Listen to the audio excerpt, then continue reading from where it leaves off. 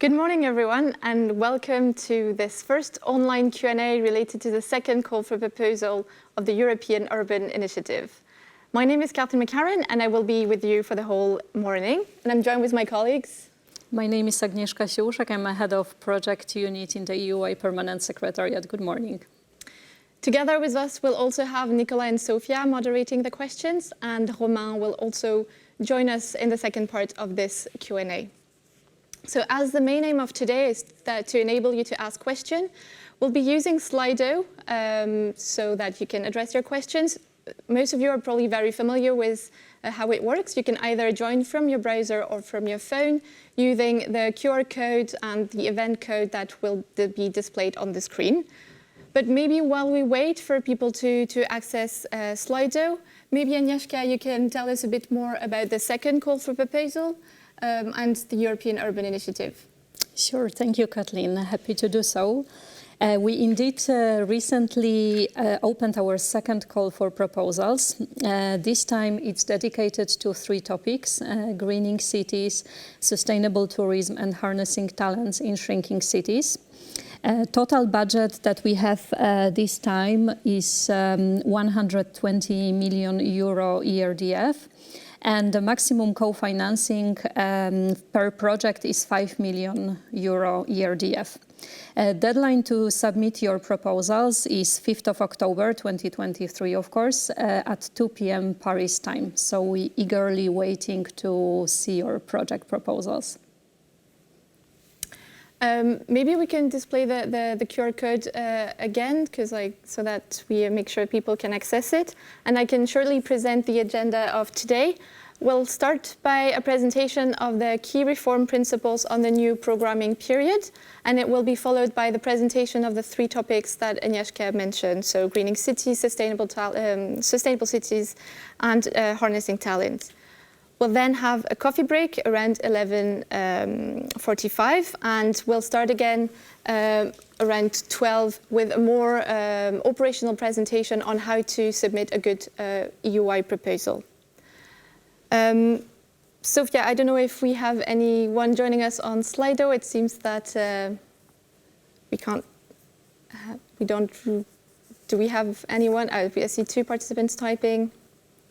Well, good morning, everybody, and welcome. I'm Sofia from the European Urban Initiative, and today I'll be moderating your questions. So participants are now telling us where they are from. So we have a few people from Brussels, Zatziger, Paris, the Netherlands.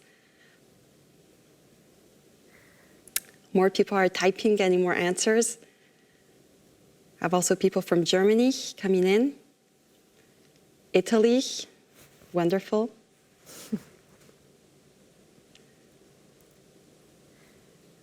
Please do not hesitate in telling us where you're from. We're always very curious to know which cities are interested in the initiative, and we strongly encourage all cities from all across Europe to participate and to apply to innovative actions. We have more incoming from Estonia, very great. Always a pleasure to have countries from the Baltic region, Greece, Brussels, Utrecht, Spain, Barcelona. Thank you very much, Sofia. Maybe we can move to the second question, which is basically, which topic are you interested in of the three that we mentioned already? So greening cities, sustainable tourism, harnessing talent. So for the moment, it's greening cities that really has the lead with 75%, and close behind is sustainable tourism and harnessing talents. Please make your opinion known. It's always interesting to know what challenges European cities are facing today and how we can also help you to provide funding and support for you to develop your innovative solutions. Now we're neck to neck with greening cities and sustainable tourism. So really a strong lead there on both. Perhaps harnessing talents, a bit less interest, but of course it's a more, let's say, niche topic. Greening cities is still up front at 70%. It's really nice to know that sustainable tourism and sustainable development are really at the forefront of the topics we're trying to tackle today. Well, thank you very much, Sofia. Maybe now it's time to welcome our first speaker. So François Gallagher from the DG Regio will be joining us from Brussels and will present the first topic of today, which is key reform principles. Okay, thank you very much, Kathleen, and good morning to everyone from my side, from Brussels. Indeed, thank you very much to be that many connected with us this morning, and also on behalf of the European Commission, welcome from my side and from the side of my colleagues that will be also helping me to present the three topics which have to do with the present second call. As you may know, the European Urban Initiative has this specificity as an indirectly managed program to be, let's say, operated on its day-to-day basis by the French region Hauts-de-France and by the Permanent Secretariat, which is based in Lille.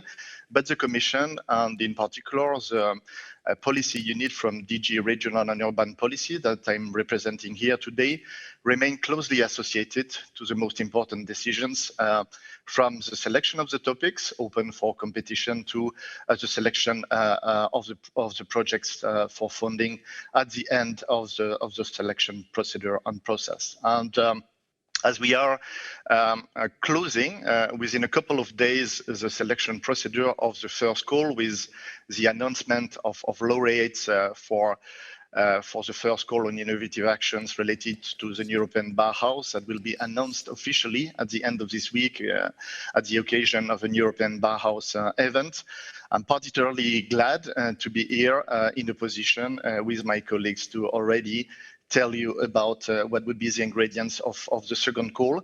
As Agnieszka was putting it, already also quite ambitious with regard to first its budget, 120 million euros. That would be equivalent to a big third of the European Regional Development Fund that is planned to be allocated by the initiative under innovative actions, and also ambitious with regard to the urban challenges to be tackled. And there I'm particularly glad to see that all of you are connected today have an interest not only in one of the topics but in all of them. So happy that, and I hope we will be able to give you the insights that you're expecting for the three topics. Before I do this, please allow me, and I will be sharing my screen with you, and we'll be asking colleagues if they can already see it. It looks like it is the case. Just switching to the full screen mode. Just to tell you, because in the end of the day, this might sound a bit distant with your sort of immediate concerns as potential applicants for the second call, and we would be expecting to go directly for the presentation of the topic. But we felt that it is also important to give you a number of reminders with regard to the key characteristics of the EUI as such, and underlying more precisely the motivation of the Commission when designing this new instrument. This is very important, we believe, but also for you when preparing your project proposals. To table a good project proposal, it is important to take a bit of a step back and look at the wider strategic frame within which we are operating, and perhaps most of all to bear in mind what were the key reform principles, telling us what the Commission is willing to achieve with the EUI as an evolution from the urban innovative actions as a first generation instrument on which this is based. To understand what is at stake with the European Urban Initiative, we have to link it closely to the reform of cohesion policy and its urban dimension for 2021-27.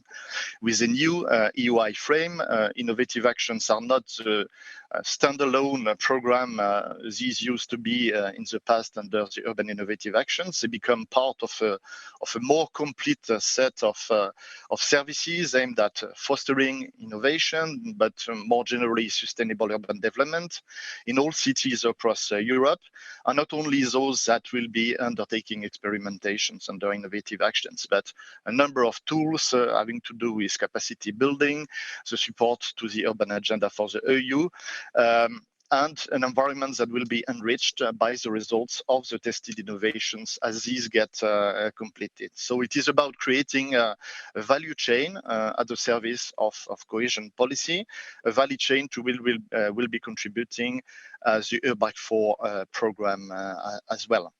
It is important also perhaps to mention here that an important part of the capacity building element of the EUI, what we call in our jargon Strand B, is already starting also to produce a number of instruments that are available through open calls that have been published on the EUI website, tools which are designed with a view to be tailor-made, easy to use by most of your cities. So I would really encourage those of you connected today to have a particular look also to this offer.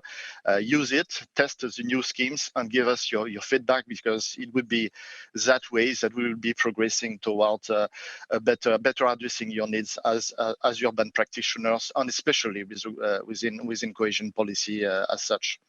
As you probably know, within the 2021-27 programming period, the urban dimension of cohesion policy has been significantly reinforced. And we know now from the outcome of the negotiations on the national and regional programs that the portion of the European Regional Development Funds that will be implemented under the direct responsibility from local authorities will reach approximately 24 billion euros. So meaning around 12% of the national envelopes for that funding, meaning then significantly more than the 8% fixed as an obligation for all member states in terms of urban earmarking. These 24 billion euros will translate into more than 2,000 sustainable urban development strategies designed and implemented within the 27 member states. And 45% of these investments are programmed to be taken place under the new cross-cutting policy objective for a Europe closer to citizens, offering greater flexibilities for place-based, integrated and participatory approaches, the sort of which we are also promoting within the EUI. So what all this means in practice in this context is that, well, from the Commission, we have a number of expectations with regard to the new innovative actions per se, and the first of the principles that we are particularly interested would be through the testing of our initiative. We would be, let's say, funding solutions with stronger relevance for the cities themselves and for cohesion policy, where these bigger allocations will be available. With the EUI innovative actions, we have the ambition to make some breakthroughs with regards to urban innovation, but the relevance of what is proposed for and by the cities themselves as intermediaries or direct beneficiaries of mainstream cohesion policy programs is as essential for us. Under the EUI, we want to concentrate on cities that would not channel project ideas designed and implemented mostly by other actors, but cities which are actively involved in the experimentations leading to new services for the populations that would, again, inspire cohesion policy in the same region or elsewhere in the European Union.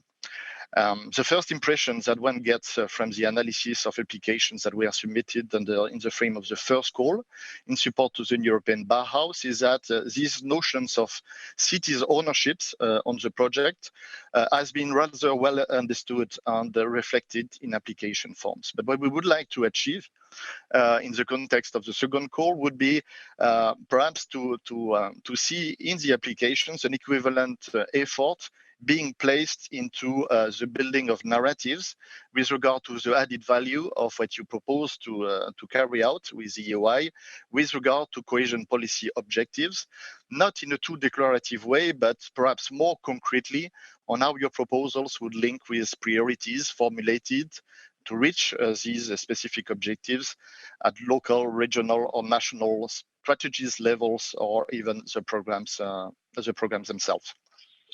A second important element of what we want to achieve is a better measurability and comparability of the results from innovative actions with more traditional approaches, including by suggesting the use of predefined indicators in each of our calls. And we will see it is also the case for the second call. The use of these indicators is not binding, but was anytime relevant and possible to capture any of the achievements expected by your projects. It will help the Commission to aggregate the results of several projects for a given topic, for a given core, or for the entire population of projects that we will be financing under the EUI. But it should also help you as applicant to prepare understandable monitoring and evaluation systems consistent with the state-of-the-art methods with regard to monitoring and evaluation, and in particular, in view of the indicators which are used in the wider cohesion policy context. We also have third point on building block, greater expectations as concerns the operational readiness of projects that we will be financing to deliver on time and as planned. And we know that this will be quite challenging in the difficult context inherited from the post-COVID recovery and the war in Ukraine. Assistance will be provided by the EUI Secretariat to help projects selected to get ready, but there will be also severe consequences where operational preconditions are not met, or for those that will not be able to implement their solutions within time limits that would be agreed. Fourth important element, and this is really a central novelty of the EUI, applicants are called to seek for the early identification of transfer partners elsewhere in the EU for the sake of cooperation that will become an integral part of the experimentation, serving not only the purpose of testing new solutions, but also their replicability in other urban contexts. Here again, the early indications that we gathered from the first call are encouraging in terms of understanding of these new roles and responsibilities for lead partners in terms of transfer. We have a good hope that this could, for the first call, translate rapidly into effective and meaningful partnerships with cities that may need it the most from least developed or in transition regions. Last but not least, we will also expect from projects to have plans well elaborated from the very beginning for the financial sustainability of tested activities and also possibly scenarios for their upscale, either through embedded innovative financial schemes, generating revenues, revolving funds, everything that could be presented as a financial frame by opposition to pure grant one-off disbursement mechanisms. Or another possibility is the identification of funding sources outside of the EUI that could be mobilized for the further uptake of a given solution at lower risk or cost after the testing phase as such. So all in all, what you can see here is that with these 5 building blocks, it represents higher stakes on quite many fronts for urban authorities willing to get some support. And you all, of course, should be well aware of this when considering to apply. On the other hand, we strongly believe that respecting these reform principles can also pay off, translating in innovations having better chances to be deployed at wider scale with the leverage that cohesion policy can provide in particular. My colleague and I will have the opportunity later to further detail how these principles are due to play out in the context of each individual topic of the second call. So this is why I leave it here for the moment, and thank you for your attention so far. I will be back to present you in more details one of the topic on our think talents. Thank you. Thanks very much, François, for this presentation.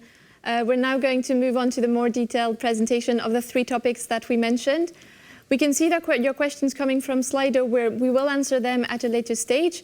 While we have the Commission with us, try to don't hesitate to ask questions related to the 3 topics, because they will be able to guide you best in terms of what fits and what doesn't fit in terms of their expectations. So for the 3 topics, we'll have then now a 15-minute presentation, and then we'll open the floor for questions. And the first topic that we will address is greening cities. And I'm happy to have with us Pia Laurila from the European Commission. Pia, the floor is yours as well. Yes, thank you, and good morning from my side. From this beautiful sunshine of Brussels, linked to the topic, I can certainly share with you that we had a couple of weeks extremely dry weather, and finally we got some rain in the past days, so nature is in the recovery. But could I have my slides, please? I think it is very clear to all of us here this morning that we fully agree that European cities are on the front line in the current continuum of crisis. And in order to address these pressing global challenges, this a bit of cartoon type of visual tries to illustrate the situation. We are in a post-COVID phase in a recovery because of COVID, but also in the middle of the recession due to the Russian invasion of Ukraine and many related issues like migration, influx, and so on. And then to the very topic of today, the greening cities. In Europe and globally, we are facing the interconnected climate, biodiversity, pollution, and resource crisis. And all of us, we know that cities above all are experiencing the impacts and need to find responses. And I think many experts in the interventions, they say that public in general, we are very aware of the climate emergency, but we speak much less about the biodiversity and the nature crisis. And here the message of the experts is that Europe's nature is in alarming decline. There is even a figure, more than 80% of European habitat are in poor condition. And as this slide puts forward, that this climate change, it's kind of a vicious circle issue together with the biodiversity loss. Climate change accelerates the damage of natural world, and while the loss and unsustainable use of nature are among the drivers of climate change. And then we obviously have this additional dimension linked to the issue pollution that affects our health and environment, and our scarce resources are wasted in the economy. Next slide. So by now we all know this. We must and can change and can intensify our action. And here I come to this greening cities model. So addressing jointly these manifold green challenges, it provides an entry point on this, how greening cities can support ecosystem and build resilience. And in this context, it is the green and blue infrastructure solutions that are, let's say, an option to provide an effective approach to tackle these challenges in cities. And when saying this, it is important to underline that the central issue is that the focus on green infrastructure alone is not sufficient. So we need this integration of green infrastructure in other sectors, like we have here some listing of important policy areas, like zero pollution of air, clean water and soil, sustainable mobility, sustainable renovation of buildings, green energy, circular economy, and the public health. Next slide, please. I included this slide on definitions because they are rather abstract. What is a green infrastructure? I don't go into the details due to the time limits. I just say some keywords as the slide stipulates, says here.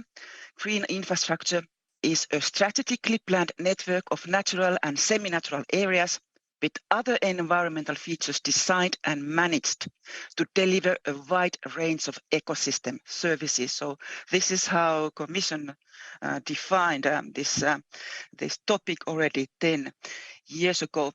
An important point to make here is that cities and local authorities, actors on the ground, should not see green infrastructure as a cost item and expenditure. It is above all an opportunity to support green economy and create job opportunities.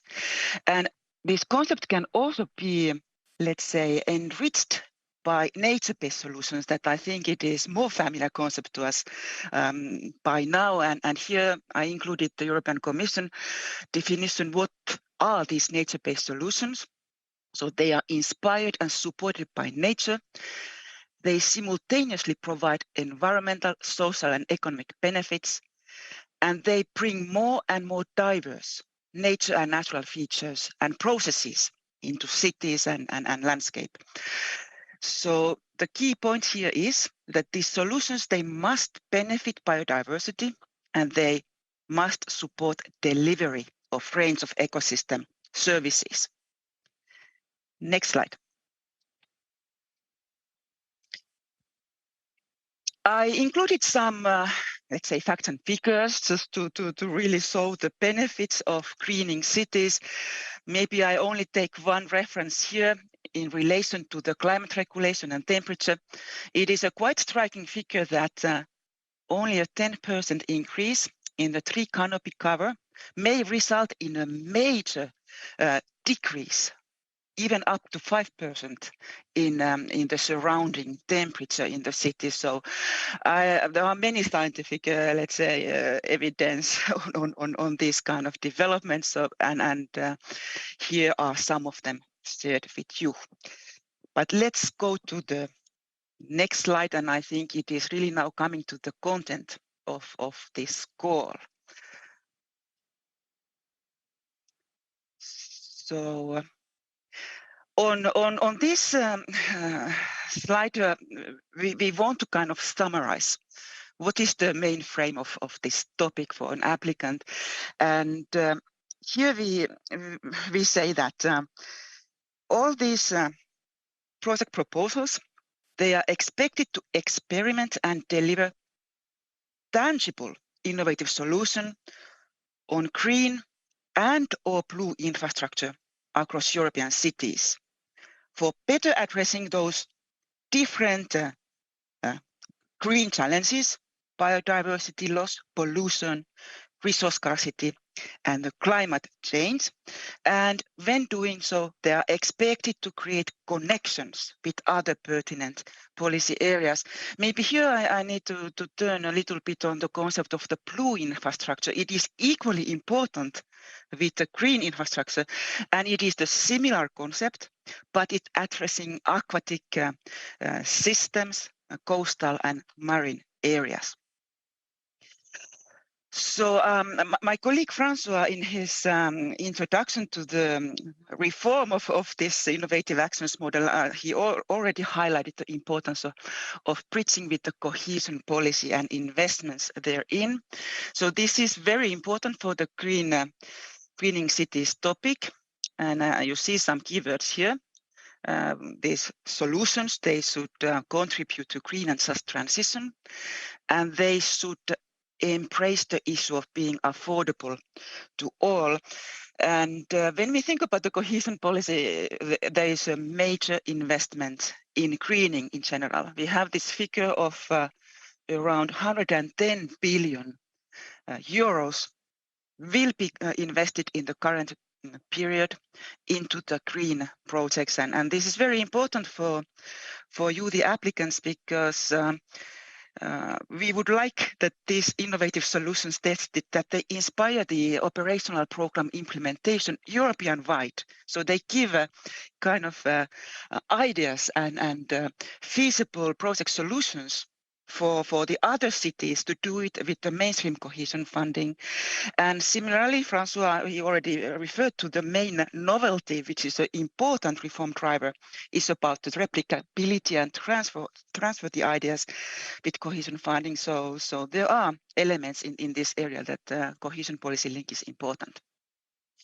But obviously beyond cohesion policy link, what is very evident as well is that the greening cities topic is contributing to several EU strategies. Of course, we start with the overarching umbrella European Green Deal, but there are many other key strategy areas like your EU biodiversity strategy, climate adaptation strategy. We have now still in the Parliament discussion the nature restoration law. So there are many important policy issues happening at the EU level, and the topic description provides more information on that. What I also want to highlight that, like in the previous calls, this greening cities topic is very well aligned with Urban Agenda for the EU thematic partnership Greening Cities that has started its activity and is already now producing scoping papers on different action areas it wants to focus on. So it would be important also to look into the focus of this Greening Cities partnership when building your case for your project. And very finally on this slide, you see that we are expecting that the projects that are put forward, that they are embedded in existing strategic and systemic approaches towards greening and or climate neutrality, if such let's say strategic plans exist. And here we refer to in particular to the Article 11, if it is Article 11, Sustainable Urban Development Strategy Implementator under Cohesion Policy, and there's a greening element. This is very important. And also we make a explicit reference to EU missions on cities and another mission on adaptation to climate change. So that would be definitely interesting to create synergies and complementarities with those strategic plans. Next slide, please.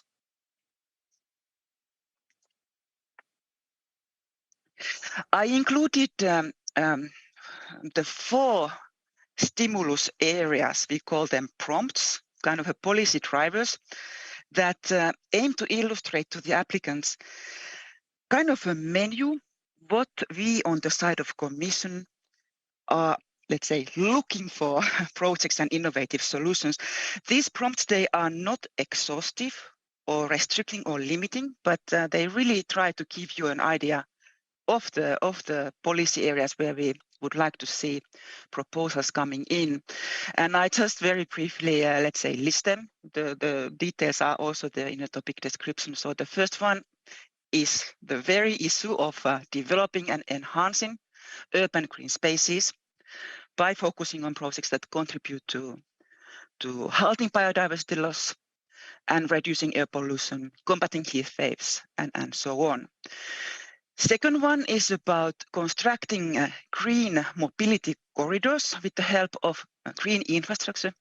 And here we think that the solutions should do so within urban areas or between urban centers and peri-urban areas. And while doing so, they contribute to reducing air and soil pollution and noise. Also, interestingly, we have here a reference to artificial intelligence.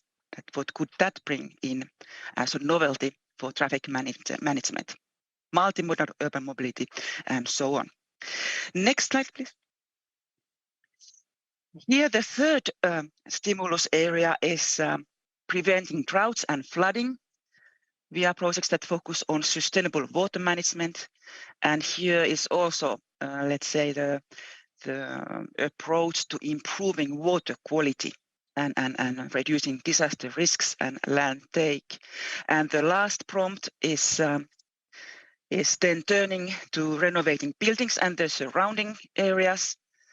And here we see that integrating green infrastructure and nature-based solutions in the design and renovation could really lead to major improvements, and there are further specifications in terms of resource management, construction material, circular economy type of developments. So these are the 4 prompts, and now I would like to turn to some horizontal issues that we present in the next slide. And we would expect that while the applicants are let's say, building the project case and focusing on one of those prompts or beyond or in a proximity, we would like to see that if you could they conclude do. those slides, if you could quickly conclude so that we can move into the question, Yes. that would be appreciated. Thank you very Very good. much. I think this is almost my last slide. So can I have the slide back, please?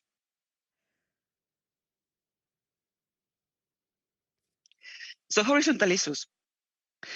So the idea here is that the projects are expected to create multiple economic, social, and environmental benefits. And you see here some examples: new business models, practices, tools for capacity building, and importantly for citizens and engagements. And at the same time, and when pertinent and relevant, the project should integrate in the concepts measures that advance green energy transition, and as well promote transition to circular and resource efficient economy. And then if you look at, I think there are a couple of 2 slides, I will show them to you quickly to move to the question and answer. Can I have the next slide? I already mentioned the importance to connect with the cohesion policy. Here the issue is that the applicants should be very selective. They should really select one of those specific objectives that display the main direction of the project and include that in the application to really bridge with the cohesion policy aims and objectives. And similarly, Francois, I think you already made the case on indicators in the next slide,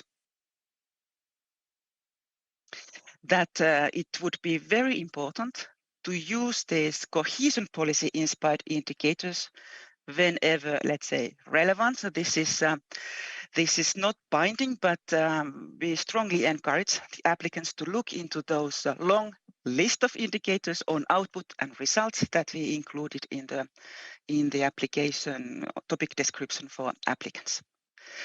And very finally, just to wrap up and conclude in the next slide.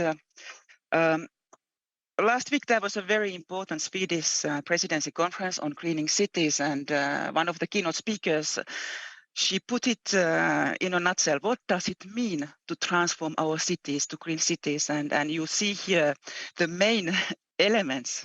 So green city provides good quality life for people, stays within limits of the planet, and helps keep global warming well below the 2 degrees of Celsius. So all of us, we know that this transformation is a challenge. We need a systemic change to do it. We need to be bold in our cities with our city governments, and we need this leadership for this development and strong commitment of the action. So I think this is my last word on this topic. We are looking forward to your very, let's say, creative, innovative applications. And in the last slide, there are a lot of knowledge sources, and they are here also that you can benchmark your idea. There are several databases, where even globally, where you can go and see whether your idea is bringing the novelty to the current developments in Europe in terms of greening cities. So thank you for your attention, and now back to the colleagues in the studio. Thank you very much, Pia. It was really interesting also to share all the resources that will be, I think, very useful for a project to benchmark their ideas. We're now going to open the floor for questions. So we would like to first address the question related to the topic greening cities. So Sofia, what are the questions related to this topic? So we've had a couple of questions coming up from the audience on the greening cities. The first one is linked, Pia, to the missions, the EU missions that you mentioned. And participants are wondering how to link these the EUI innovative solutions to these EU missions as the climate neutral and smart cities mission or the climate adaptation missions. Yes, so if you look at the topic description, there is one section and paragraph where we encourage the applicants to look into the strategic frame.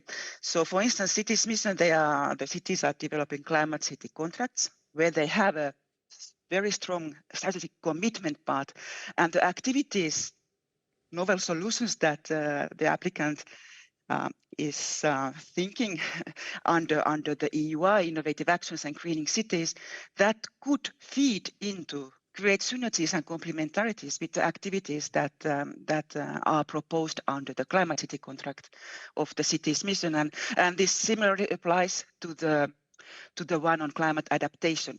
There are several cities who have signed up and they are testing the climate adaptation solutions to become kind of laboratories for other cities. So again, in the same way, the idea that is proposed under innovative actions could really contribute to advancing the adaptation mission in terms of activities and innovative, let's say, developments.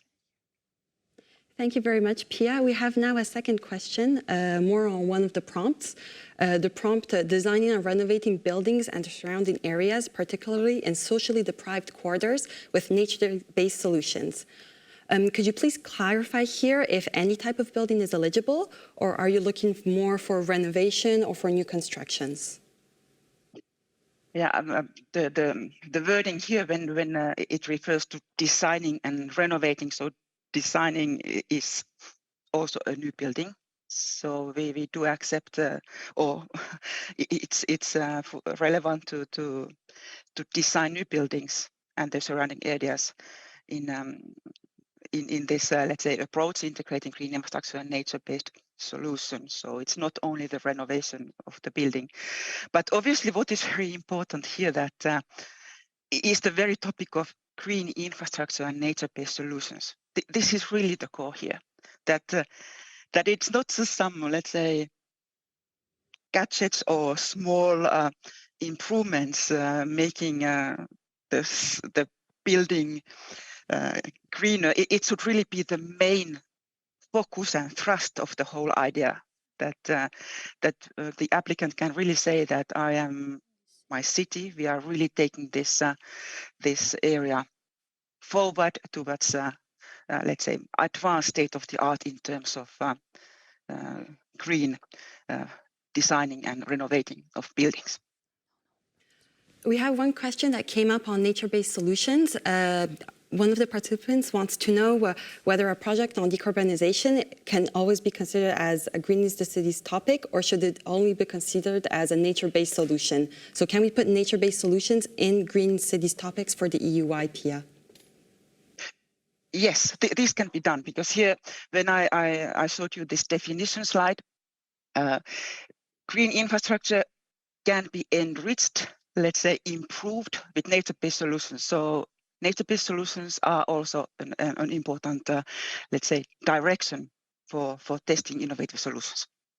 We have here another question on the prompts, and participants are wondering whether it is encouraged or rather discouraged to have one or several prompts within one project. Could you please clarify that? There is no, let's say, discourage, encourage. We can't preempt your innovative solutions from the outset. It is really for you, the applicant, to think about your own situation, your own case, where you can really take the greening city model forward. So one proposal can address several prompts. Thank you very much, Pia. We're going to close the floor now for greening topics, as those were the ones that were most targeted towards the topics. Any other more generic questions we'll take on later when we open the floor for more general questions and answers. Thank you very much, and back to you, Kathleen.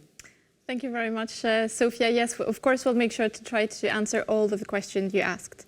So the next topic that we're going to discuss is sustainable tourism. And we have with us from Brussels, Miguel Hernandez-Littlewood. So Miguel, can you explain us what are the expectations linked to this topic? Perfect. Good morning. Just a quick check if you can see my presentation in slide mode. Yes, we can. Perfect. Thank you. Well, good morning also from my side. Very excited to be here today online from Brussels to present the topic of sustainable tourism for this second call.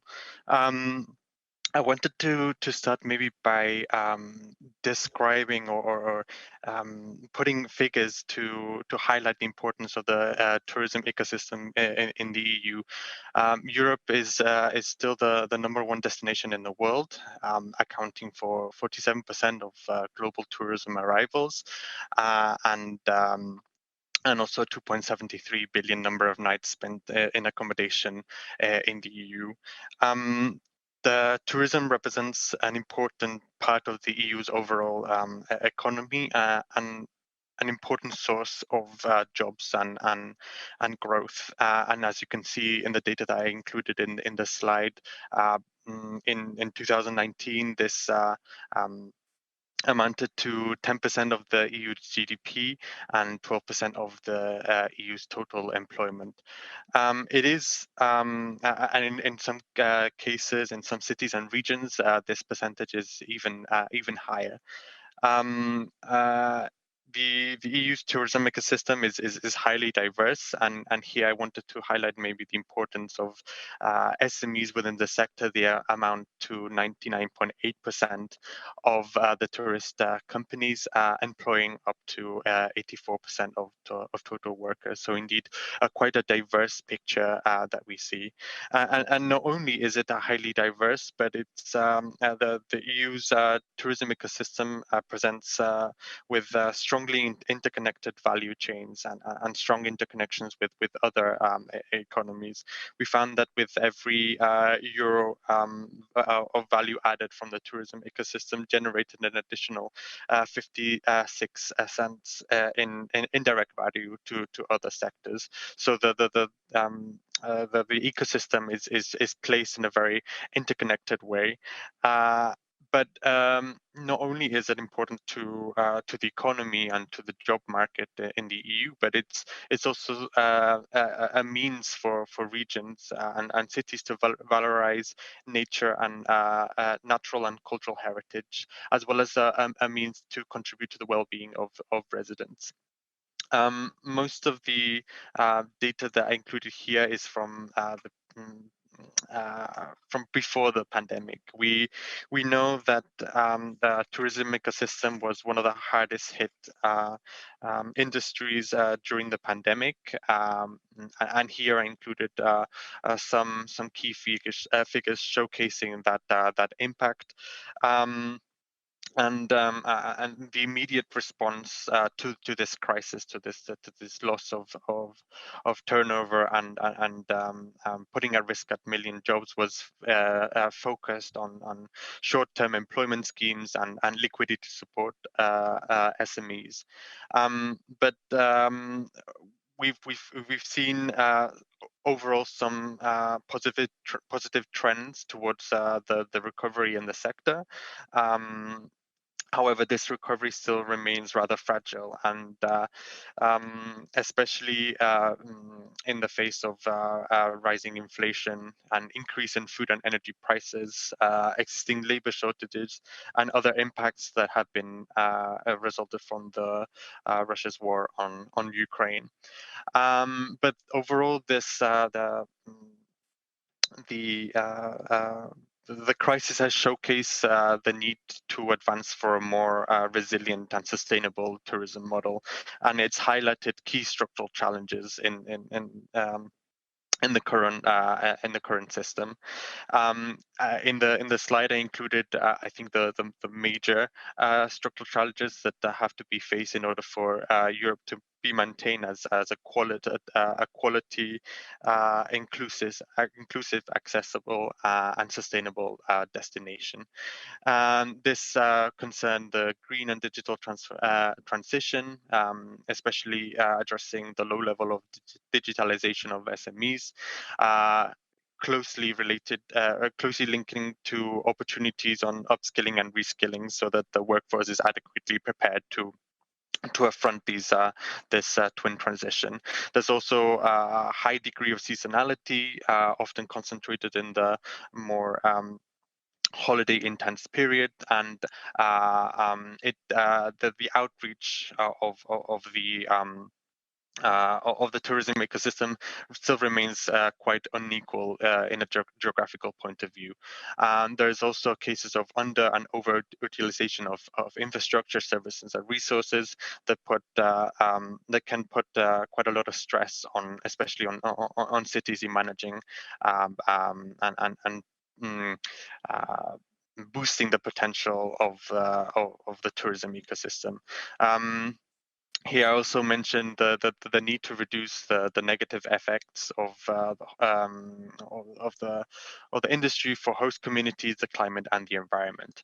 And on top of all of this, especially also linked to the twin transition, there's a fast changing expectations and demand of customers, which require often quite fast and responses in order to keep up with this fast-paced environment.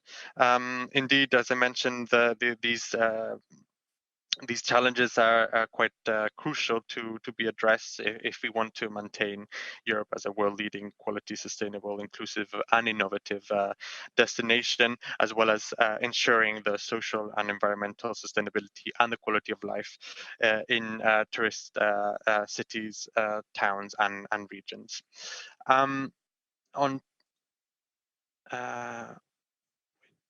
My slide seems to be I'm not sure if it's going. Okay, sorry, I had a slight technical issue. Okay, but before going into more concrete technical aspects on the topic within the call, I wanted to provide maybe a working definition on what sustainable tourism is.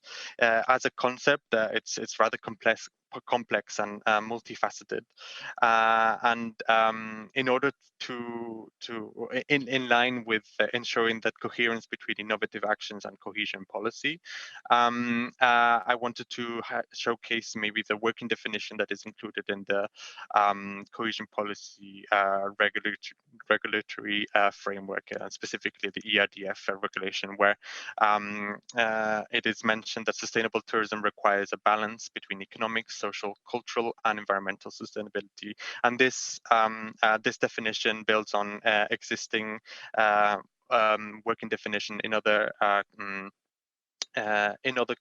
contexts, such as the UN World Tourism Organization and previous EU-level frameworks on the topic. So effectively, sustainable tourism requires to ensure the welfare of tourists and residents, the respect for natural and cultural environment, developing or supporting the socioeconomic development and competitiveness of destinations, and providing integrated and holistic approaches to sustainable tourism. I'm not sure if as regards to the relevance of sustainable tourism to cities, I wanted to maybe highlight a few points of interest. Indeed, sustainable tourism can be a driver for local development. Not only does it contribute to a number of UN sustainability goals, UN sustainable goals, but it can also be a means to bring further investments and fostering innovation. But ultimately, it can be a tool to reflect how a city develops and presents itself to the outside world. And cities are, in fact, in a very unique position in driving the transformation of sustainable tourism. They're both a destination in itself, encompassing a specific a specific network of stakeholders in a particular context, in this case in the urban context, and also as reflecting on the fact that the cities are the closest administrative division closest to the citizens.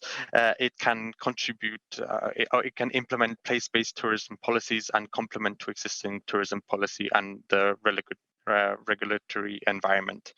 And in so it can set examples of unique solutions and comprehensive policies that can inspire the wider region and also have an impact on said region. In view of this, sorry, I went too far.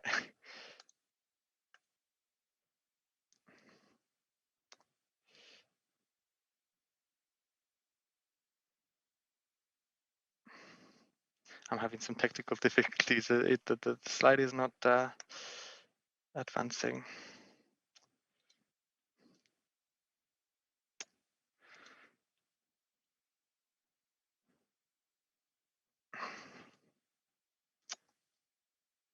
One second, sorry, apologies for this. Don't worry.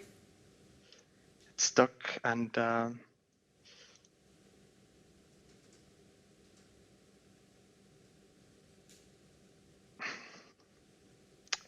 perfect. Okay, sorry, apologies for this. No problem. In this context, I wanted to highlight the newest policy orientation in the fields.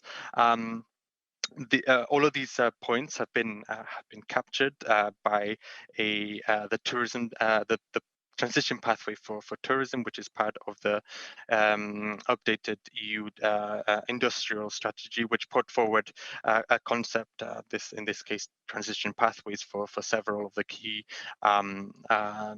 tourism ecosystems in the EU to advance to a more sustainable and resilient model. And in this case, the transition pathway for tourism was the first of its kind. It's a joint plan co-created by all the stakeholders in the all the types of stakeholders in the EU in the tourism ecosystem, and it will be co-implemented, reinforcing the fact that this is a joint action that has to be carried out by all in order to reach the final goal towards a more sustainable and resilient model, driving the green and digital transition. In the final policy report, there are 70 actions displayed, collected under 27 different topic areas. These include some that I've included, such as collaborative governance, green and digitalization of SMEs and destinations, accessibility, tourism serving visitors, residents, skills, needs, and resilience. As part of the co-implementation process, that the Commission is gathering pledges from stakeholders, and currently there are more than 400 published stakeholder pledges on all the topics from 180 organizations. Concretely, as part of the co-implementation process, there will be an expert group and an upcoming stakeholder support platform titled Together for EU Tourism. This has also been translated into the EU Tourism Agenda, which is based on this policy report and the actions that have been put forward. As for cohesion policy, I will quickly skim through this slide. I put some figures. Indeed, EU cohesion policy supports sustainable tourism in various ways, also as a means for regions and cities to valorize their cultural and natural assets, as well as supporting the tourism ecosystem in itself. And the driving narrative of such support under cohesion policy, and specifically the European Regional Development Fund, is the support for the green and digital transformation, the strengthening of the resilience and long-term sustainability in all of its three different brands, components, and fostering the capacity for socioeconomic development, social inclusion, and social innovation in view of the tourism transition pathways. So the synergies between the policy orientations and the support is there. And this brings me to the call that we're presenting today, and specifically how we see the topic of sustainable tourism within the framework of EUI innovative actions. So as Pierre and Francois mentioned, Miguel, if you could also summarize these slides and so we can open the floor for question as well, that would be much appreciated. Perfect. Thank you very much. Really fast. Indeed, these are some topics that we expect tangible, innovative solutions to touch upon. They're indeed not restrictive, but they're there to inspire the potential solutions. These include the diversification of tourism offer, supporting the green and digital transformation, fostering social inclusion and innovation, innovative management models, strengthening the role of cities as gateway into the wider tourism setting, and new tourism governance models as well. As for the connection with cohesion policy, in contrast with the topic on greening cities, this is rather straightforward because we have sorry, it keeps getting stuck. We have a specific objective under EIDF focusing on culture and sustainable tourism, but also sustainable tourism is mentioned under the policy objective 5, the specific objective for 5.1, focusing on urban areas. And for the indicators,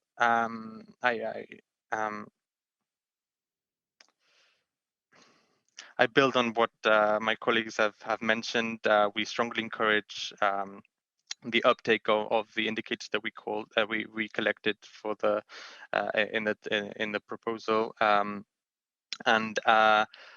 these not only reflect cohesion policy inspired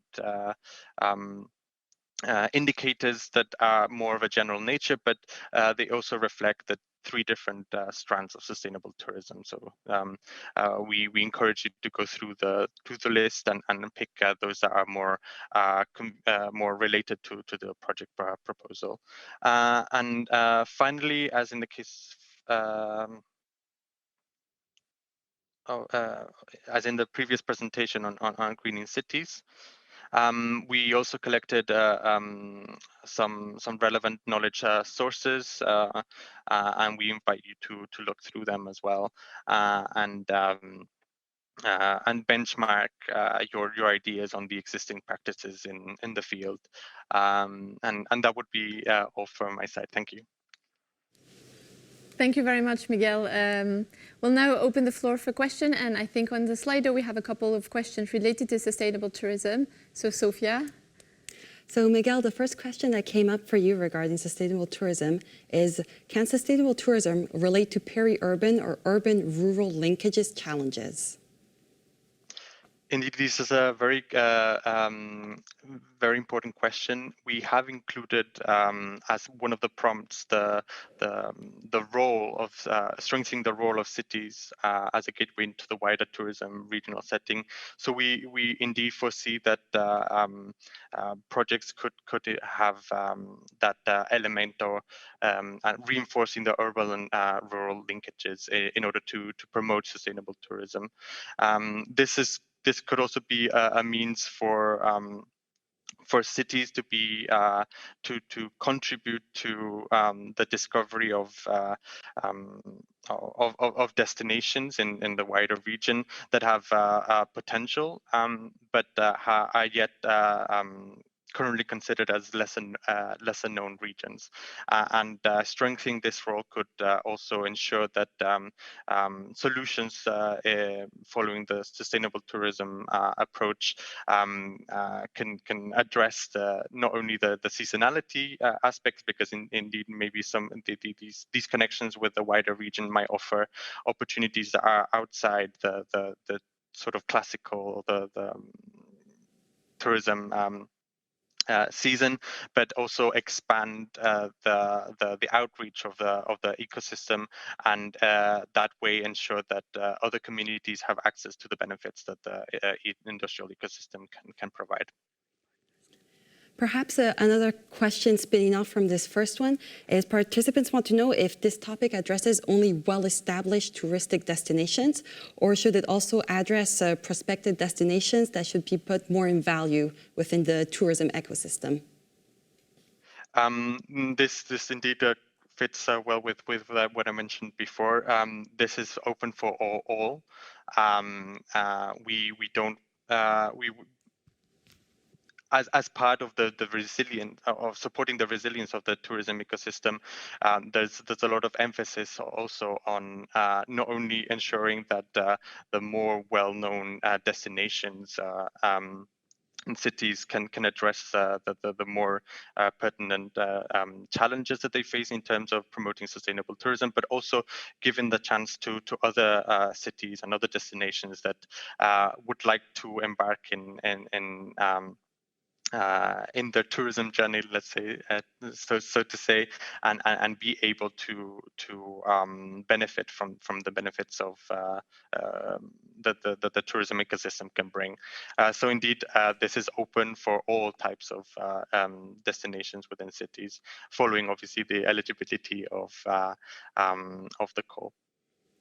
Thank you. We have another question more on, let's say, one of the prompts, and this regards more if mobility solutions that can foster accessible tourism can also be included in this call for reference, call for projects. Indeed, this is a good point. I think mobility is also a very important manner to address under this topic, as it could be indeed a means to support the transformation of the sector, as well as supporting destination management models. So we would have to see how these would fit within the narrative of the topic description, and I invite you to foresee how this would fit in best. But indeed, this the prompts that we included in the call are more directed to the industry themselves, so they should be a bit more targeted to the role, to the connection between the urban areas and the tourism ecosystem. So one final question regarding more the industry of tourism that you just mentioned. What sort of partnerships are you expecting for these sustainable tourism projects? What type of actors would you like to see involved in order to carry out innovative solutions? I don't want to be prescriptive and sort of condition any upcoming proposals. I would indeed refer to maybe how partnerships are expected to be embedded in these proposals in the presentations that will be carried out below in a more a general manner. But indeed, for the important partnerships, at least when it refers to supporting the transformation of the industry, requires indeed collaboration between different levels of government, involving also the local community, so that they would have to say on how they want to present the city for tourism purposes, but also all their different stakeholders, such as the SMEs and other destination management organizations, and so on, and a good inspiration on the type of stakeholders that are also currently collaborating to support the implementation of the tourism transition pathway would be indeed reflected in the policy document, which is included as one of the links in the knowledge sources.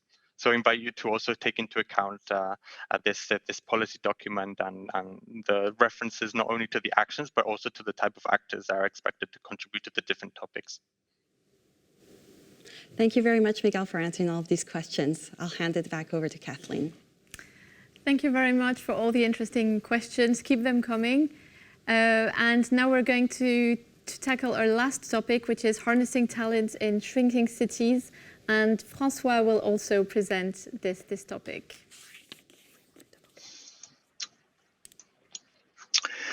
Yes, thank you very much. I hope you hear me well. Third topic, so third very important urban challenge that our continent is facing. This one for the topic on harnessing talent in shrinking cities has to do with the demographic transition that our continent is facing. I'm expecting to switch to a presentation mode. I hope it will work very soon. Sorry for this. It also contributes sometimes to our hesitation because of a slight delay between what is on our screen and the presentation as such.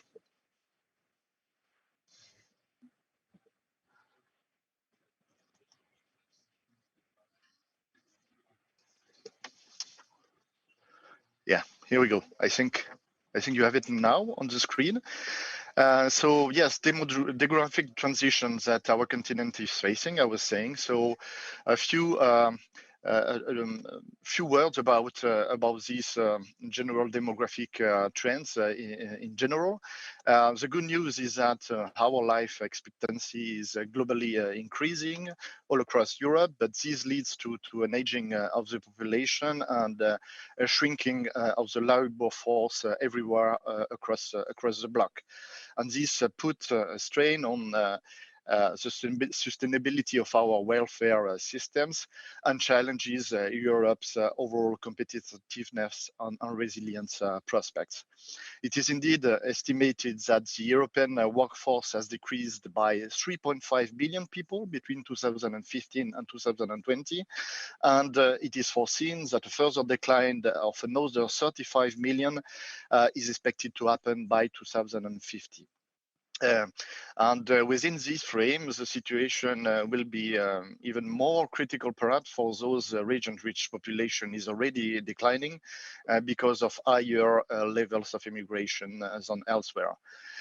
It is a case for parts of the South or of Eastern Europe, where projections foresee a reduction of the workforce population more than the double of the EU average.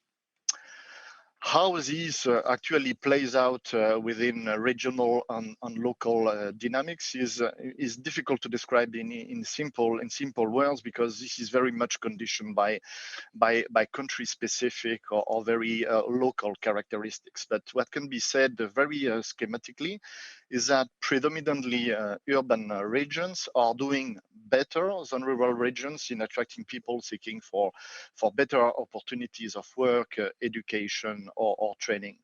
But this only tells you part of the story, as there are many exceptions to this statement in some countries, but also because the picture is much more varied at lower level of granularities, and more in particular at cities level. According to the projections of our colleagues from the Joint Research Center in the Future of Cities report, it is foreseen that half of the EU cities are planned to see their population decline by 2050, but differences will be very marked between those cities that will continue to play their role as pole of attractions. This will be the case for medium-sized capitals such as Budapest or Prague, or already large regional poles such as Munich or Bologna, from the one hand, and from the other side of the spectrum, cities that will be shrinking, sometimes rather severely by 10% or more.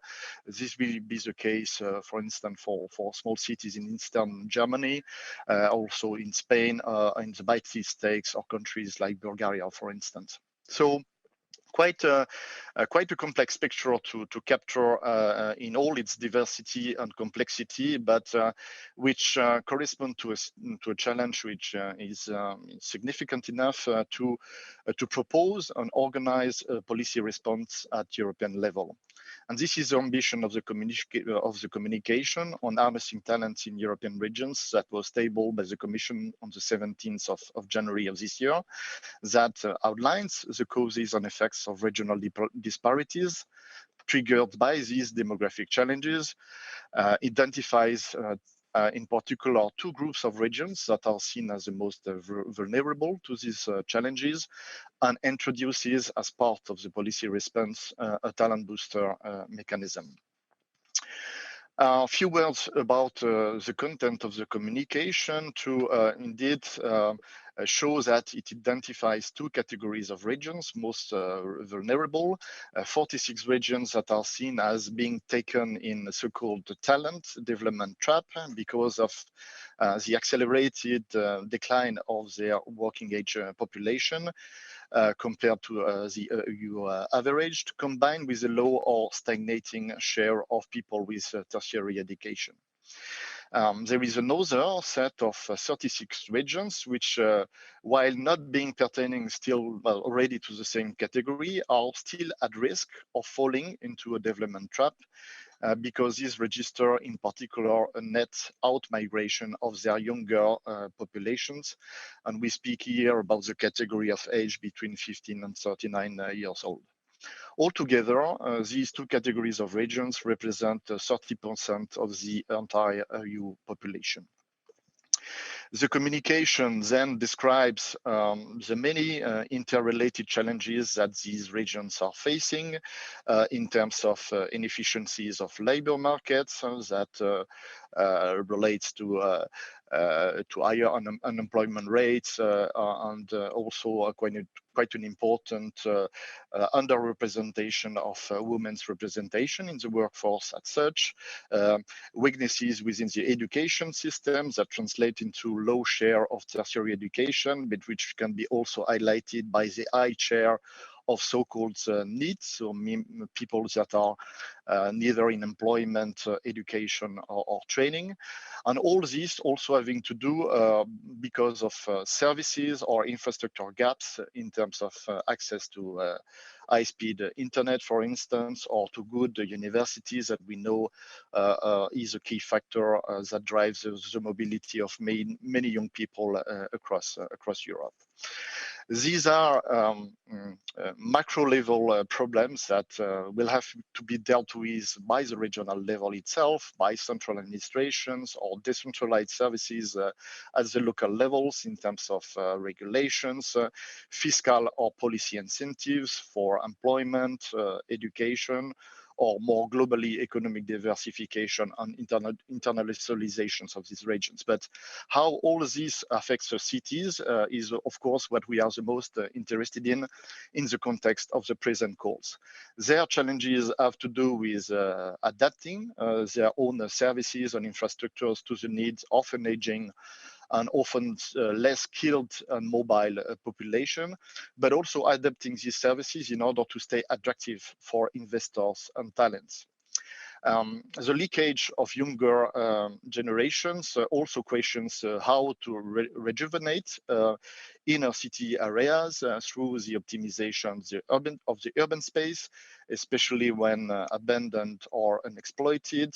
It has to do with a renewal of an affordable housing offer that we know from a number of studies constitutes a very powerful driver to attract new categories of population, students from abroad, young graduates, who could see in that affordable housing offer the conditions favorable for settling in. A number of challenges also have to do with exploring new forms and often more complex multi-level governance models when mutualizing communal means to deal collectively with talent retention or attraction issues, contributing to the well-functioning of local innovation ecosystems, and complement economic revitalization efforts coordinated with the regional and national levels.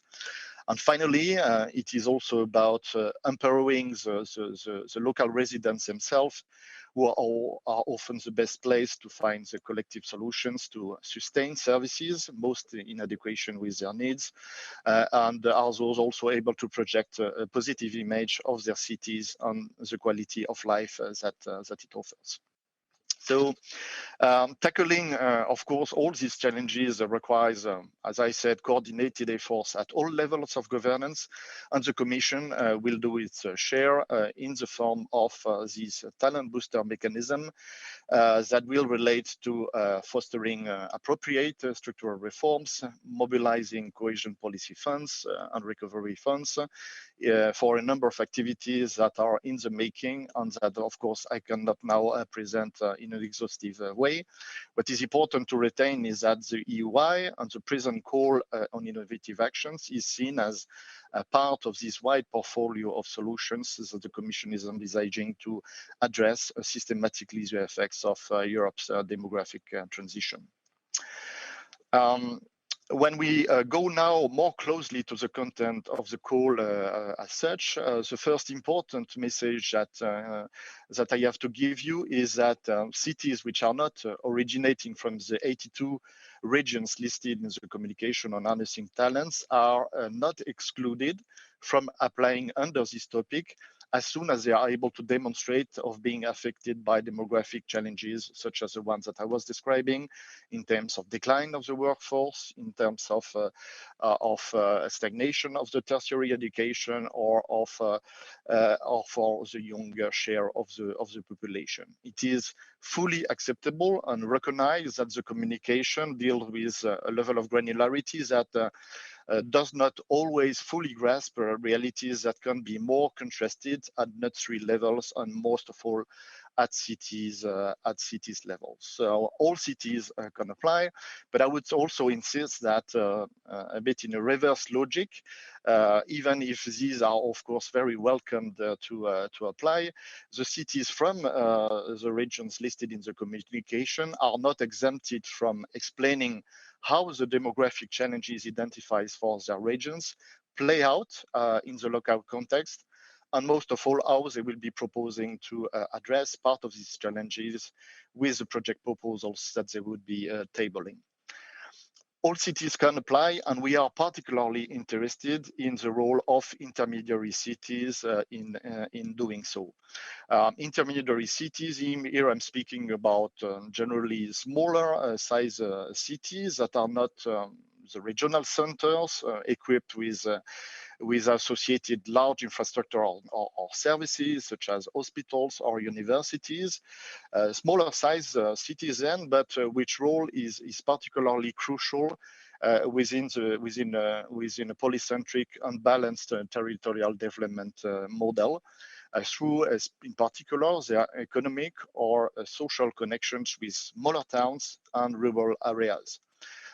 Evidence also shows that these categories of cities have gained traction in the post-COVID recovery context with the acceleration of remote working practices, and in particular the so-called nomad workers seeking for greater accessibility or quality of life that they would not be finding, for instance, in bigger agglomerations.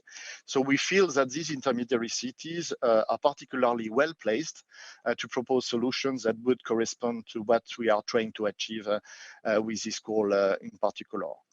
When it comes to the so-called prompt as such, meaning the areas which the Commission would like you to investigate when preparing your projects. We have a list for harnessing talents, which is, again, not exhaustive, but we believe quite large enough to cover a big range of activities. These type of activities derive, by the way, from the logic of the communication on harnessing talent again. The communication suggesting to work both on the demand and on the supply side of talents, making this match with the needs of local economies. From the demand side, it would be about any innovative contributions to foster growth and jobs through investments in emerging sectors resulting from smart specialization, or activating local entrepreneurship, especially from young people through dedicated financial schemes, mentorship, business services, any activities of the kinds that would add value to existing practices. On the supply side, it is about fostering new alliances between urban authorities, enterprises, academia, research institutes to work collectively to address the shortage of certain skills or of certain professions, having to do with the need of the businesses in the areas, or more fundamentally to certain public services when it comes to doctors, teachers, nurses, and so on. Boosting the supply for younger and qualified talents also mean developing services favoring the labor force participation in particular of underrepresented categories, and also to work on the work-life balance of all employees as incentives for them to stay unshored in a given territory. It is also about, as I was anticipating before, improving the access to affordable housing and renewing or resizing the built environment, urban space, public infrastructures to improve the quality and diversify the services that would be available at local level. So as you see, the scope for actions possible is very wide. So the list of ERDS of specific objectives that can be mobilized to tackle this. So here, don't pretend to be able to address all these specific objectives with your proposals. It's very important for you to explain to the evaluators what will be the prioritized angle of the revitalization process that you foresee to table, having to do principally either to research on innovation or to competitiveness. That would be more related to policy objective 1 options and considerations, or activities related to the efficiency of the labor market on its different social dimensions, so reflecting more the categories from policy objective 4, or if you feel that your proposal has more to do with an integration of all these components into a very specific local context, then you would be able to opt rather for specific objective 5.1 as perhaps the most relevant. What counts the most for us is that this choice of specific objective is not done in an arbitrary way, but again allows you to explain yourself with regard to the goals reflected in sustainable urban development strategies or cohesion policy programs at local, regional, and national levels. Few words about the indicators. The logic was explained also by my colleagues for the other 2 topics. Here again, you will have to pick up in a list of output and result indicators. Use it anytime possible for you. Some of these indicators, as you can see, even reflected on this slide, are generic enough to be incorporated as ingredients for any type of projects. For instance, when it comes to the number of people supported. Some other indicators are very closely connected with the prompts that I was referring to when it comes to the capacity of new or modernized social housings. And we also believe that the indications which are provided with regard to result indicators are also rather telling of the type of impact that we would be expecting with your project jobs created, or a bigger turnout, for instance, for users of new or modernized childcare services, but also social or health facilities. Again, the main message from us would be to use these indicators anytime that it is possible. This will be positively assessed when done in a pertinent manner. I will finish here also by showing you the last slide with quite a number of knowledge sources and references. There you will find quite a number of information on appropriate data with regard to demographic changes at regional and local level. a number of studies on policy recommendations that have been used by the Commission when drafting the terms of reference for this specific topic, good practices from the EUI-IA and from URBACT from the past. Quite an interesting study also, this policy atlas of sustainable urban development for small urban areas that echoes what I was explaining with regard to the specific role of intermediary cities within territorial polycentric development. A reference, and this is important because the communication on harnessing talent actually is the first of the deliverables of the 2023 year focus on skills. 2023 is European Year of Skills, and there will be a number of activities organized across Europe that, of course, can be of further inspiration when preparing your project proposals. I am finished here. I hope I was not too long, and hand over back to you, Kathleen. Thank you very much, François. We'll now open the floor for questions related to this topic. So I'll hand over to Sophia. Thank you very much. So one of the first questions we have is more on explicitating the concept behind shrinking cities. You think, François, that you could explain in a few key words what it means, shrinking cities, for our audience? Yeah. Thank you for this one. When we speak about shrinking, in the end of the day, it has to do with different forms of shrinking that I was mentioning before. Shrinking in the population as such, so a net reduction of the population in itself, but it also can be having to do with specific categories of populations that we are particularly targeting with the topic on shrinking cities.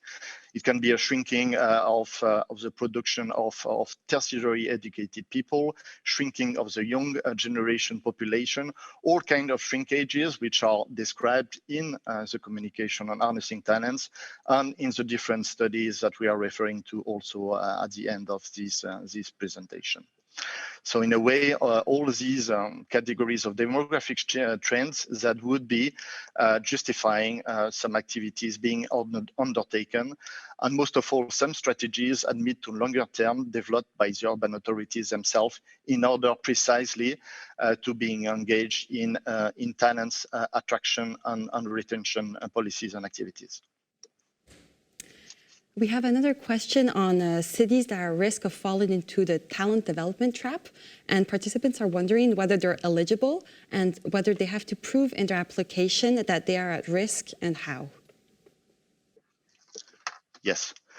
As I was mentioning in my presentation, actually all the cities which are able to demonstrate being affected by demographic trends of shrinkage, such as those that were developed, can apply, whether they belong to the category of the regions which are taken in the development trap, those that are, of course, also in the category of risk of falling within the development trap. And I would say even cities from outside these 82 regions that would be able to demonstrate that within their specific region, more locally, there are also issues of the same nature. This has to come with demonstrations of how these demographic trends are playing out at the local level, whether in the form of figures of available data with regard to shrinkage, and perhaps most of all, also in the strategies, and especially the strategies that would be having a role to play in the use of the wider cohesion policy funds, I would say. In a way, if the issue of attracting talents is particularly echoing the difficulties faced in the city, it should be reflected in a way or another in the policy choices which are made by that particular city. The only things that we want to avoid would be let's say applications that would be purely opportunistic because of certain categories of investments, for instance, would be opportune to test in a given local context. You have to demonstrate that these demographic challenges are at play over a certain period of time in your local area, and that experimenting with the EUI is also having to do with longer term activities and more systematic policy interventions on precisely attracting talent. So the way to show this evidence can be very varied, and this will be something that will be paying particular attention, especially when assessing the innovativeness and relevance nature of the projects that would be tabled. Thank you, François, for answering these questions. We perhaps have a final question on hardness and talents before opening the floor to more general questions. So the participants are wondering, we have this paradox of shrinking cities and intermediate cities that are perhaps falling under the threshold of the 50,000 inhabitants to be eligible for an EUI project. How do we balance this out with this eligibility threshold and shrinking cities? Yeah. A very important one, because indeed I was mentioning especially our interests that would be related to the role of intermediary cities in order to make these urban-rural linkages that can be of a particular interest when building a collective policy solutions with regard to talent retentions. We have this threshold of the 50,000 inhabitants, which has to do with keeping in mind the urban phenomenon when providing some support within the EUI. But a good way possibly for let's say lower levels of populations and of urban towns would be to team up perhaps with intermediary cities that would be let's say eligible according to the specific population criteria, in order precisely to let's say to experiment with regard to the mechanics of cooperation between cities that would be qualifying as a city according to let's say state-of-the-art definitions, but how they could better connect or better cooperate with also smaller towns in order to be able to act at the appropriate level and with sufficient economy of scales or at the right size in order to make a difference together.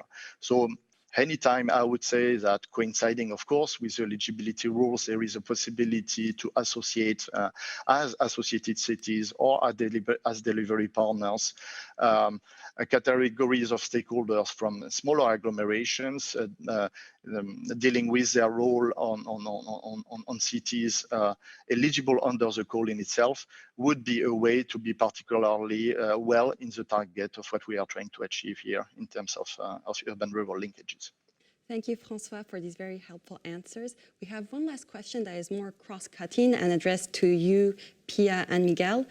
Participants are wondering whether or not to integrate more than one call topic in a proposal. So if a project answers both green cities and sustainable tourism, how would you choose which topic to apply for? Would you have any advice?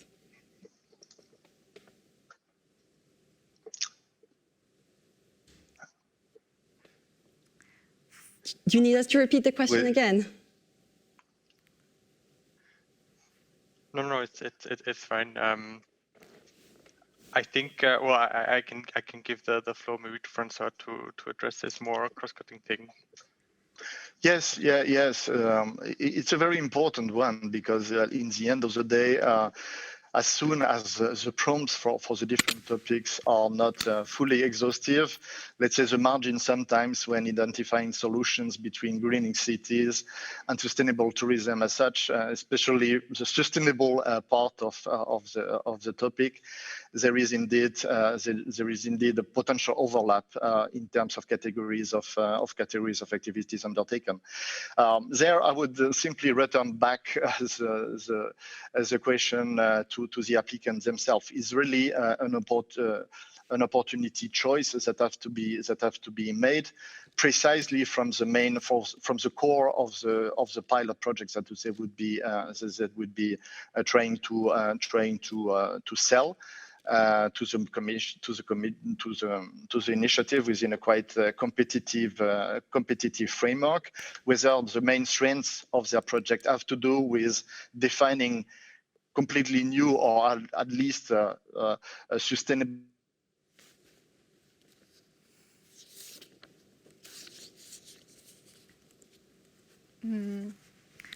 Okay, I'm maybe. still- yeah. Yeah, sorry, I don't know. There was a small. Thank you very much, François, though. You're back on, I'm- yes. Yeah.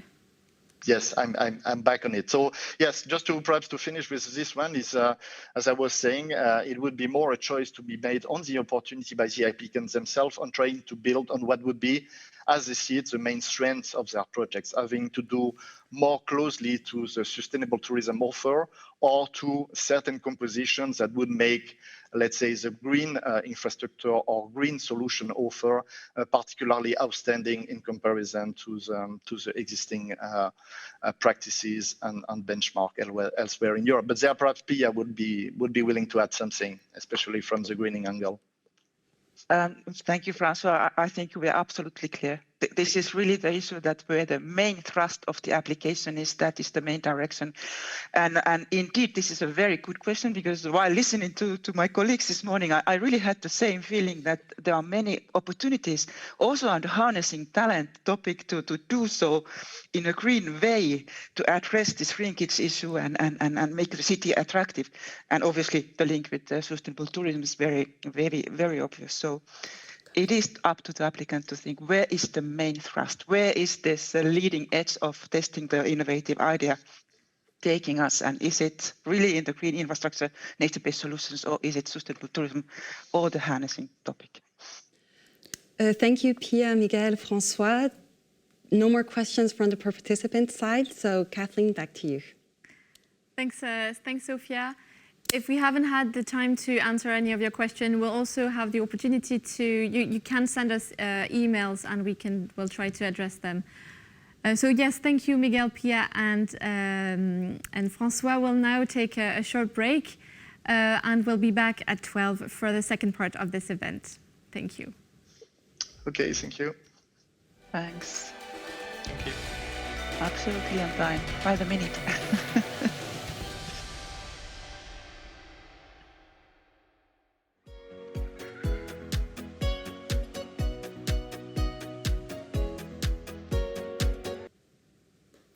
Welcome back for the second part of our online Q&A. I'm pleased to have with us Romain, who just joined us who will cover some of the topics that we'll discuss now. We hope you had some energy after the break, because we have a lot of topics to cover, mainly focusing on how to submit a good EUI project proposal and to be successful for the second call for proposal. So we'll start by covering the main aspect, the main strengths of a good EUI proposal.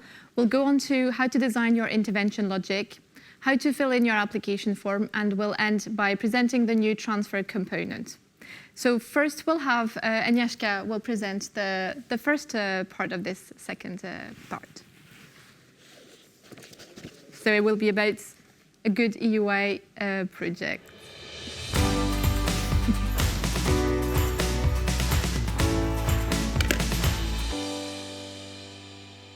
Okay, thank you, Kathleen, for this introduction. Indeed, we will talk now about a good EUI project. So I will try to walk you through a main feature of what we call innovative actions, what is important for our EUI innovative actions methodology, and I would really like you to pay attention to this presentation, because this is what we are looking for, also while assessing the applications. So I hope you will be able to learn some interesting aspects of how to design an innovative actions project. Okay, so first of all, EUI, and specifically its innovative action strand, is quite specific.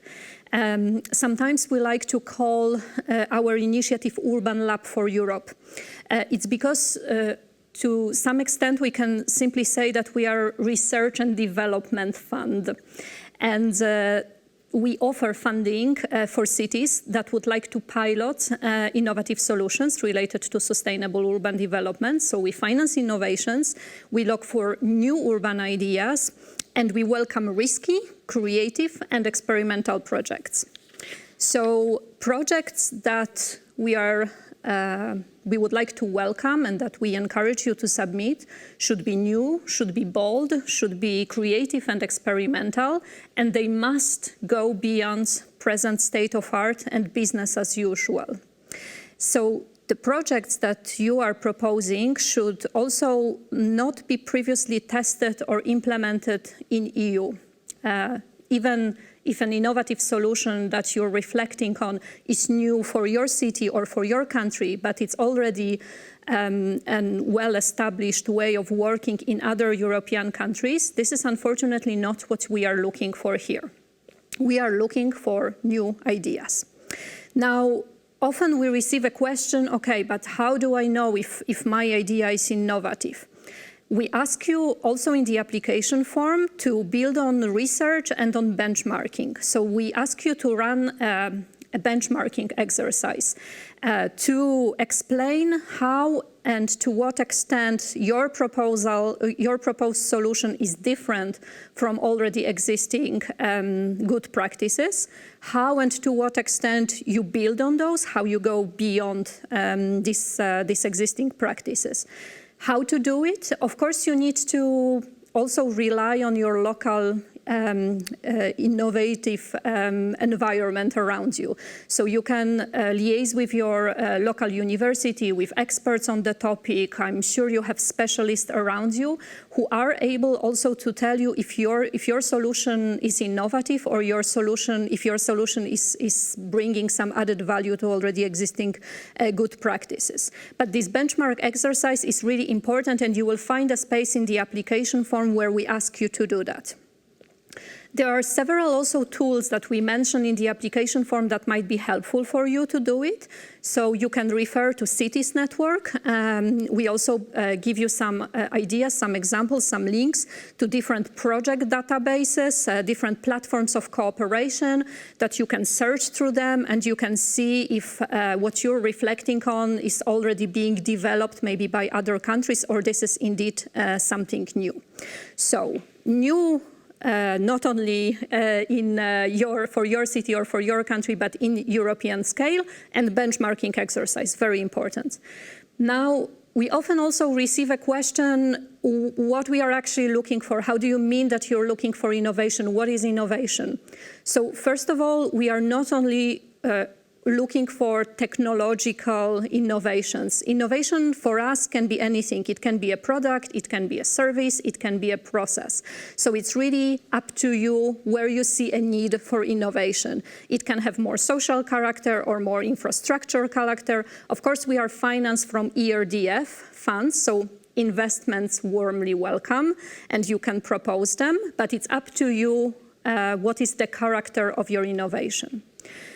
We also recognize two types of innovations. One, which we can call radical innovating, so really a revolutionary approach, that you propose something brand new, something never tested before, or more evolutionary approach, that actually you're proposing a solution that is building on lessons learned from the past, is going one step forward with already existing certain approaches, is adding some new elements to that, is building on those, so more like an evolutionary way. And these two approaches are fine. They are two welcome. Now, what is also very important, and especially for this generation of Innovative Actions project, is that we are looking for city-led innovations. It means that city must play a strategic role in both development and delivery of the innovative solution. Of course, you will be surrounded by your partners and they will help you in implementing the solution, and that's why you need to have a strong partnership. But what's important is that you as a city are key drivers here, that you're sure that this innovative solution is coming from your needs, is linked to your policy, your strategy. You're interested in scaling it up if you will be successful with your solution, and you are the ones leading the partnership. This is something what we look for. This is something what we will assess.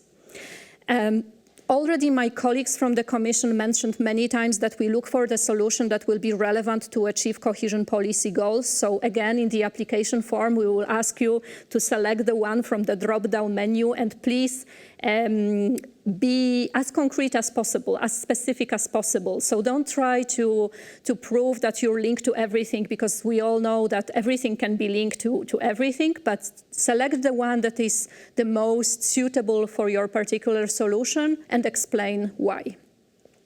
Because environmental and climate challenges are really important ones these days, we are also looking for all our projects to contribute towards climate neutral economy 2050. So regardless the topic you will select, we would ask you to elaborate in your application form how you contribute to green and digital transition. It doesn't have to be your key aspect, but it's important that you will refer to that. Another aspect that is important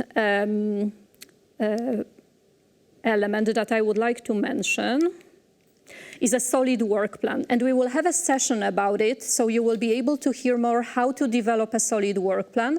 But the most important is that we are not only looking for, strategically speaking, good ideas, but also well thought over, implementable ideas.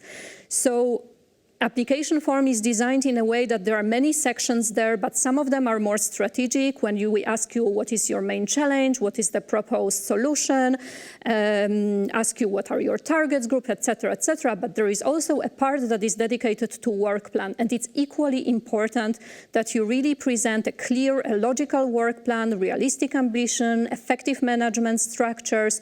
Please pay attention to that. And make sure that it's well elaborated. And we also give you some guidance here on the slide, exactly which chapter from our EUI guidance you should look into, because there you can find a lot of helpful tips how to understand our methodology, because we use complicated words. We say objectives, activities, deliverables, outputs, everything is explained there, and we will also have a presentation about it in a moment. We are looking for projects that are participative, meaning that we are both looking for strong partnership. According to our methodology, Innovative Actions project can only be implemented in partnership. So we are not really interested in project delivered only by public authority. We need to see a strong partnership around the table. Ideally, we look for quadruple helix. So we would like to see public authorities, industry, academia, civil society being with you, making sure that the project is well implemented. And following one of the key principles of New Leipzig Charter, participation and co-creation are one of the key principles of good urban governance. So we would also like to see strong mechanism in place here regarding participation, co-creation throughout entire project implementation. We are looking for projects that are measurable. And you've already heard before the break that we also propose certain predefined indicators. So we look for, first of all, we look for clearly defined changes that will be achieved as a result of your project implementation. You need to be very precise about it. And we look for specific, realistic, measurable results which are quantified through indicators. Some of them are predefined in TOR. So we invite you to look into them and select the relevant ones, and also propose the project-specific ones. And how important monitoring and evaluation is for us as an important feature of Innovative Actions is that we have even a separate dedicated work package to monitoring and evaluation activities. And moreover, we ask you to finish implementation of your project piloting 6 months before. So then 6 last months of your project implementation can be dedicated to evaluating, to summarizing, to observing your pilot's daily operations. We look for projects that are sustainable and scalable. Sustainable, it means that they need to, on the one hand, bring significant and durable contribution to address challenges, but also we want you already at the application stage to answer a question and reflect on future ownership and future potential funding sources. So this what's next question, what's after the project implementation, that is also important to elaborate in your application form. And we look for projects that have a potential to be scaled up. In the scale of the city, So if your solution will be successful, how you will further implement it in a broader scale. Finally, we look also for projects that are transferable, and because it's a new feature of our Innovative Actions project, very important, we will have a separate presentation dedicated to that.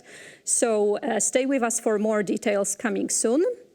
And finally, I would like to let you know that about our application process. Our application process is 100% paperless, so you need to submit your application through electronic exchange platform.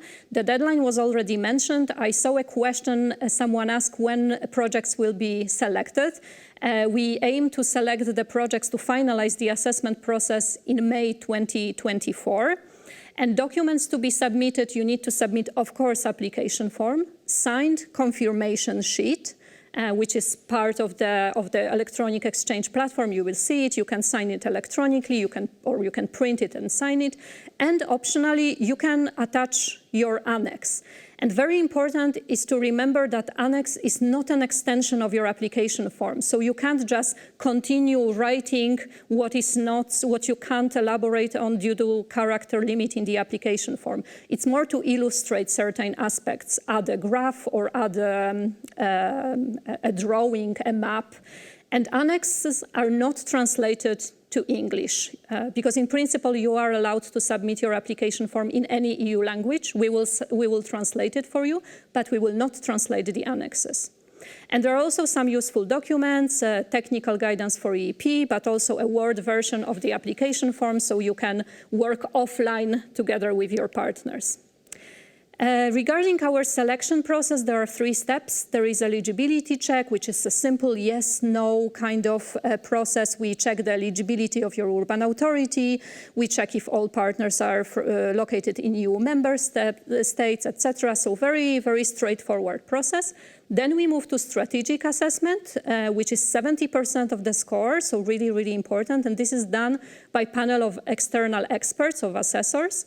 Shortlisted applications are then moved to the last step, which is operational assessment, 30% of the score, and the highest ranking applications are approved. After each step, we have a notification moment, so you will know if you were successful after each step. And finally, selection and notification, as explained, May 2024. Thank you.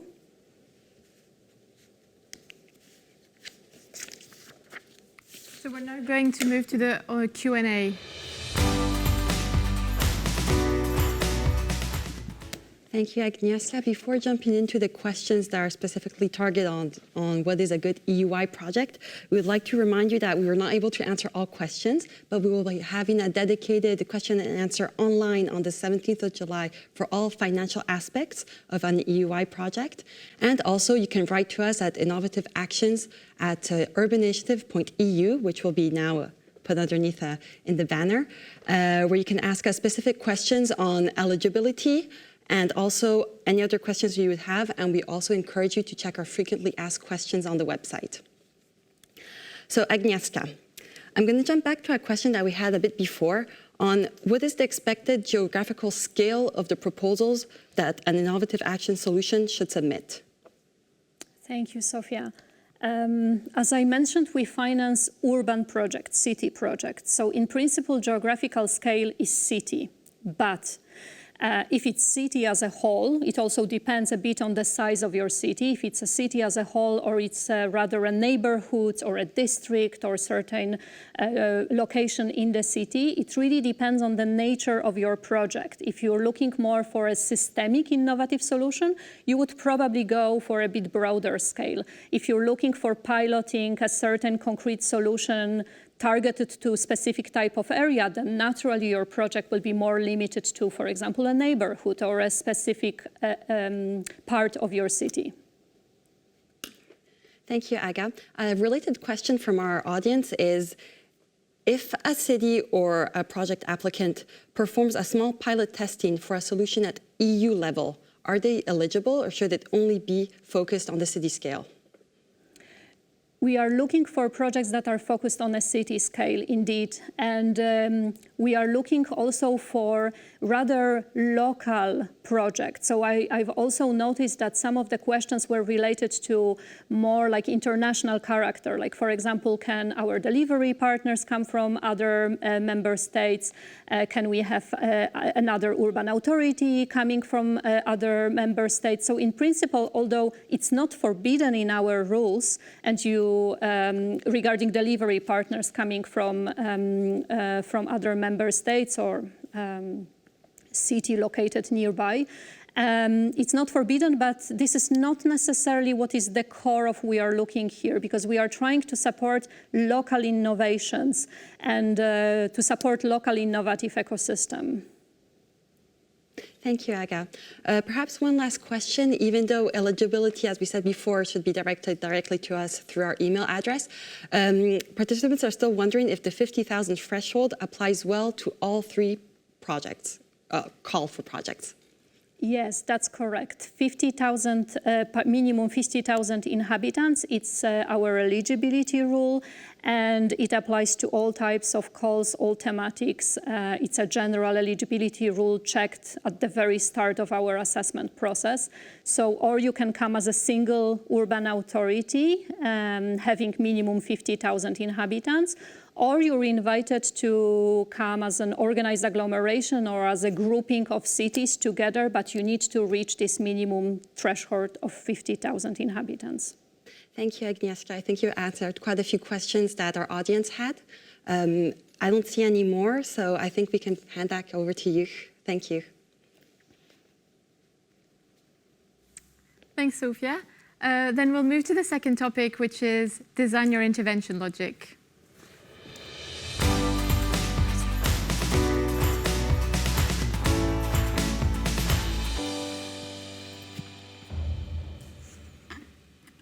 So designing your project, the first thing to keep in mind is that you're supposed to build your intervention logic.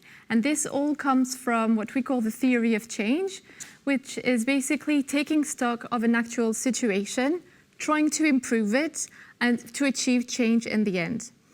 So when you will be designing your project,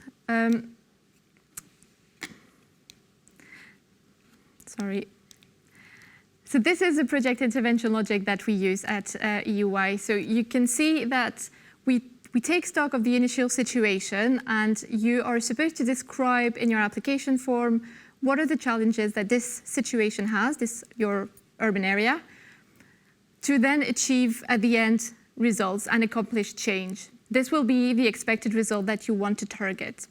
And all the things that are in between is supposed to be your project with, on one hand, the desired change. So what is it that you want to change, and your work plan, how you want to do it. So when you will be thinking about what it is that you want to change, this is basically describing your overall objective and your specific objective, and also formulating your expected results. And then the work plan that Romain will further develop later on is all the work packages, the activities and deliverables that you will develop during your project implementation. So there are three main elements that you will have to propose in your project: your overall objective, some specific objective, and your expected results. So your overall objective is basically the strategic aim that you want to achieve with your project. So what it is that in the long term you want to achieve with the implementation of your project.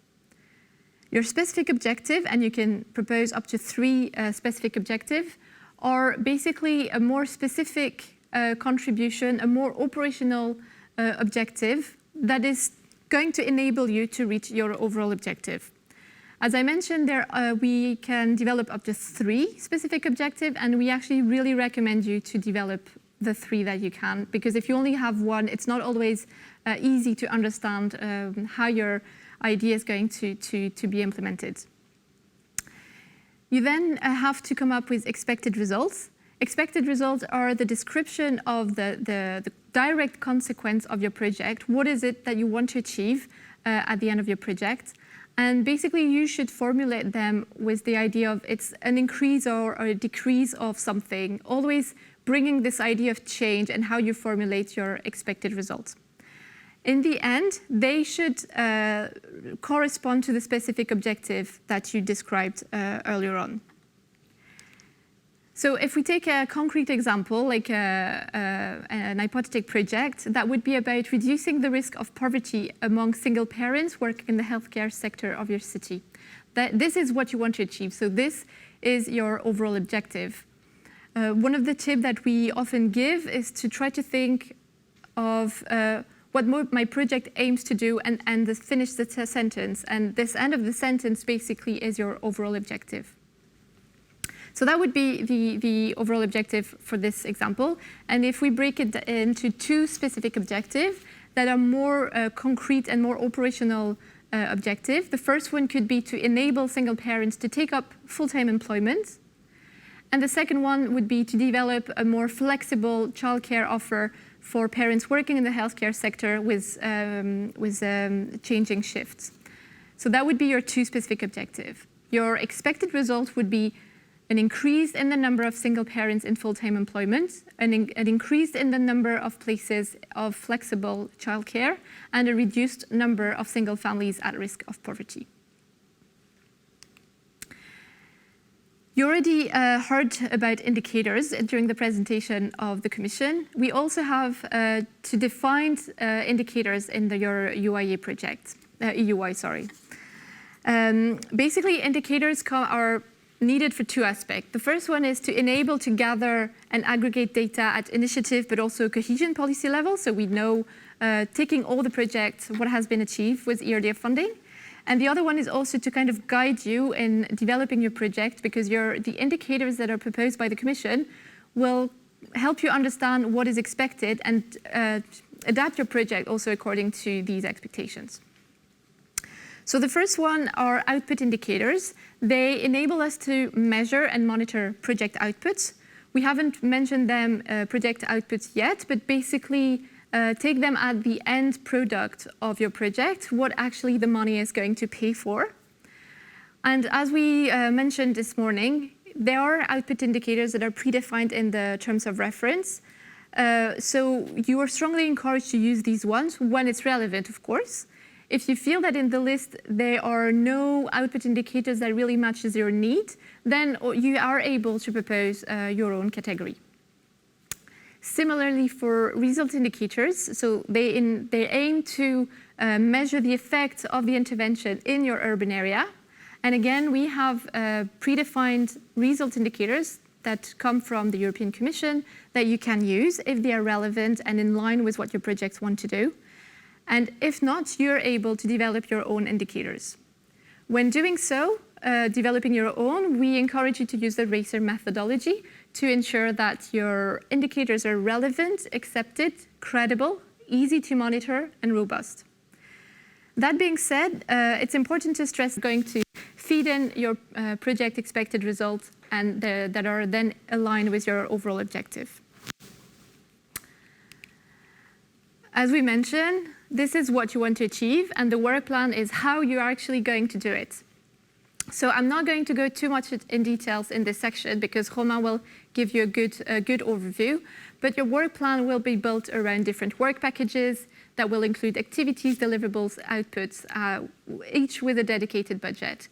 And this work plan is going to enable you to reach your overall objective in the end. So this is how the two, your theoretical intervention logic and your work plan, are supposed to be integrated. So you'll have your work packages supporting the delivery of your specific objective, and all the things that you will implement during your project implementation will enable you to reach your results and project expected results.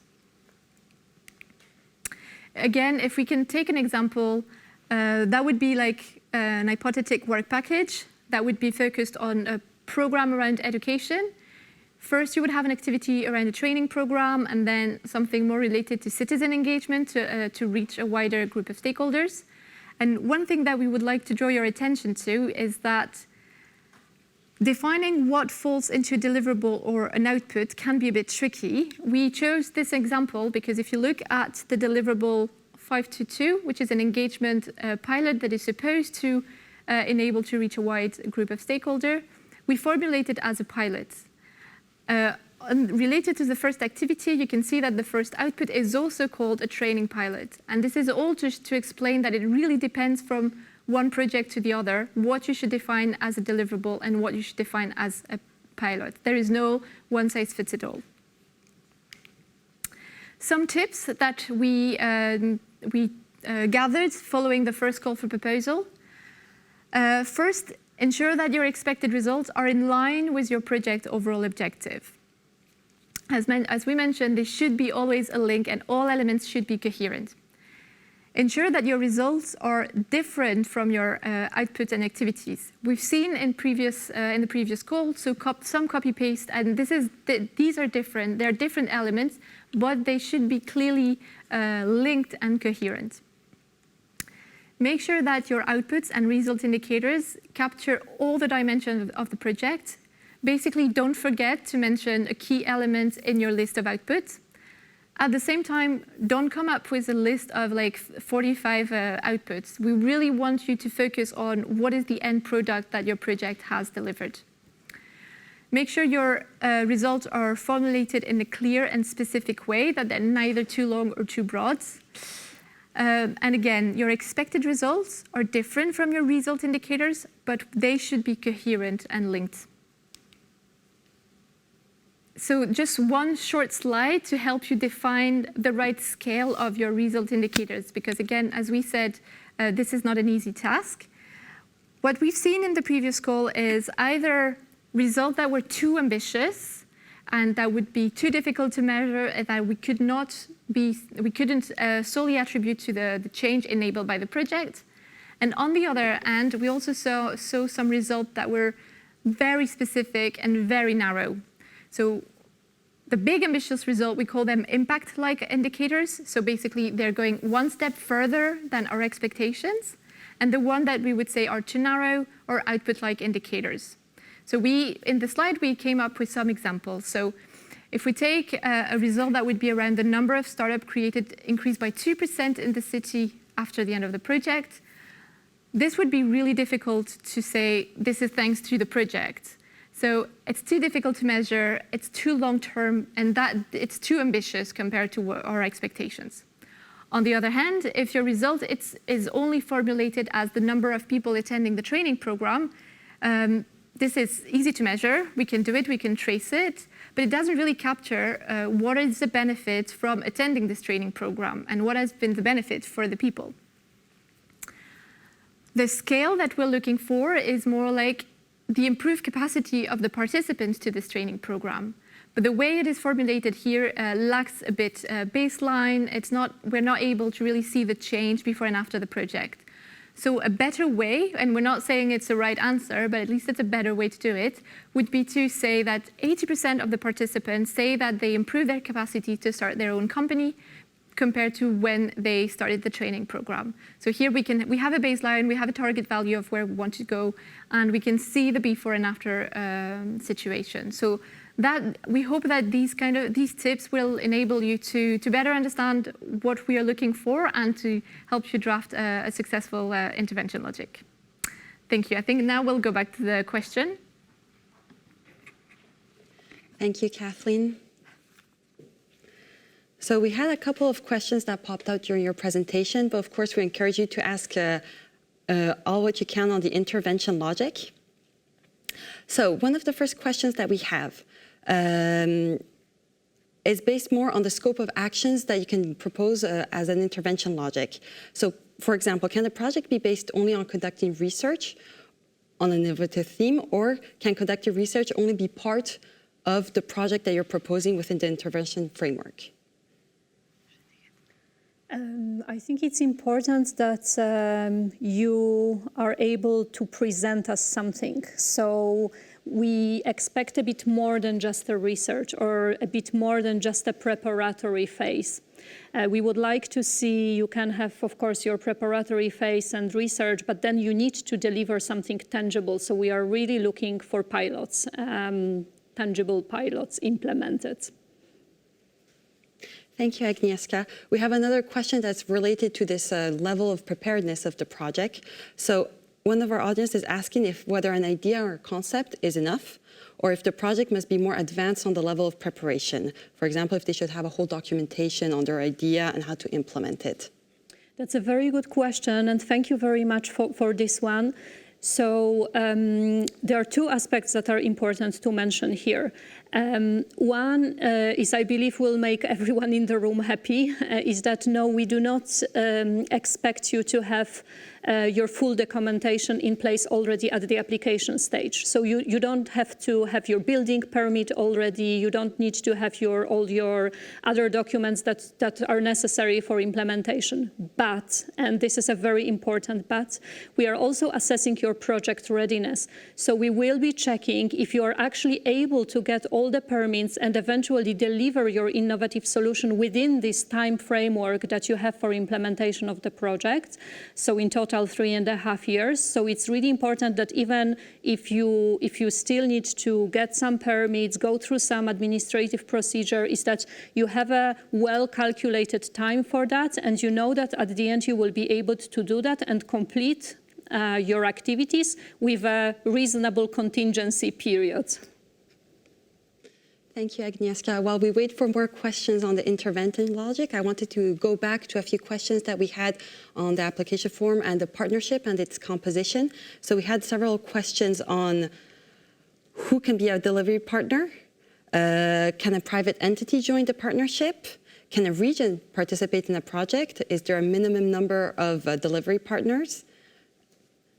Would you have a few answers for that? Sure, happy to answer. Who can be a delivery partner? In principle, anyone.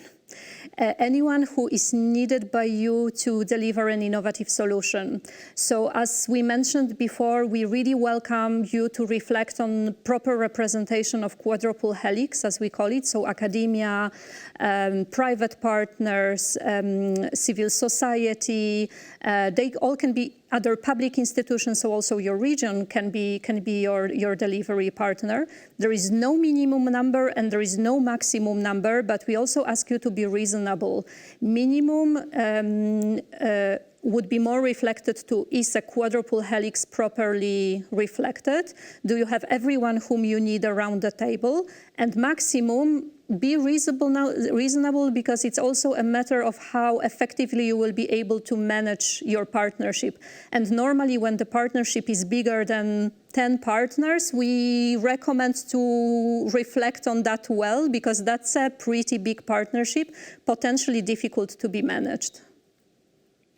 Thank you, Aga. Also, another question is, can applicants submit a joint application with a partner city from another EU country? Thank you, Sophia. So we are really looking for local partnerships. So there is nothing that actually prevents from joining two cities from different member states joining the partnership. But the question that you should ask is, does it make sense for my project? If it's like neighboring cities that want to tackle a project that they share, why not? It would have to be very well justified. So this is not something that we're really looking for. And thank you, Kathleen. Other way round, is a consortium of several small towns in the same geographical area eligible? Yes, in that case, and it could also be a way to enable you to reach this threshold of 5,000 inhabitants. It is possible that several municipalities join as partners of a EUI-IA project. Thank you, Kathleen and Agnieszka, for your answers. We don't see any more questions, from the audience on the intervention logic or the partner composition or the application form. So I'll give the floor back to you. Okay, thank you very much, Sophia. So then now we'll move on to our third topic that will be presented by Romain, and it will be about how to fill in your application form.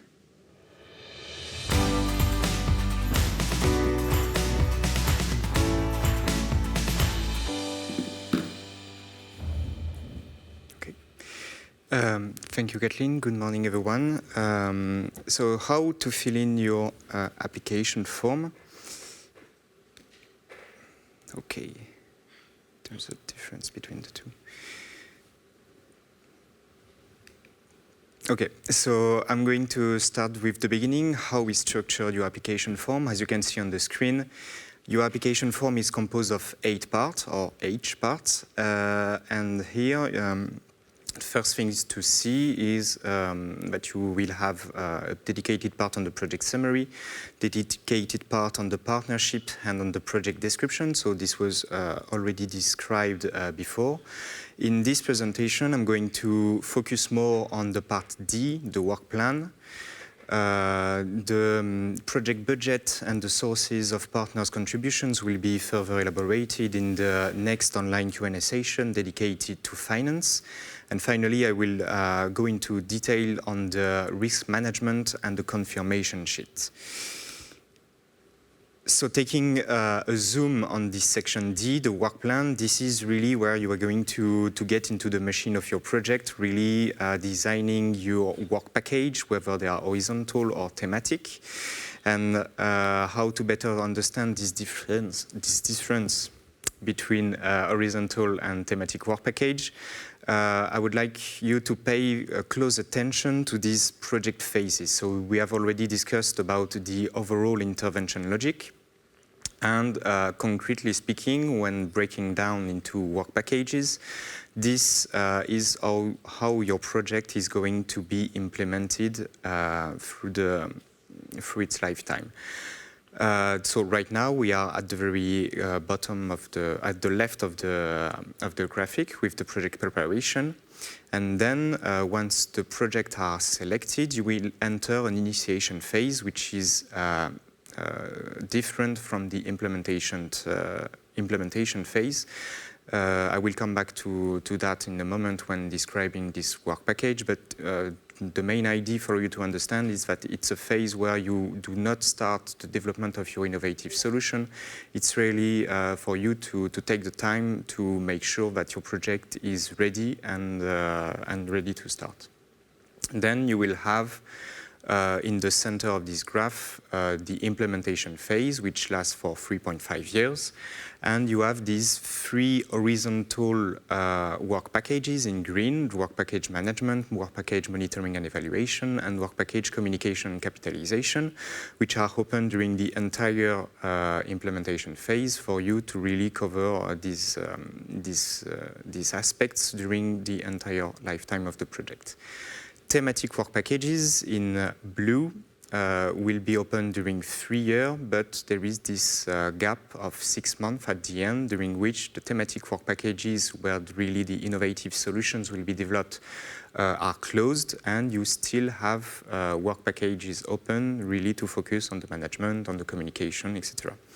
And finally, the work package transfer.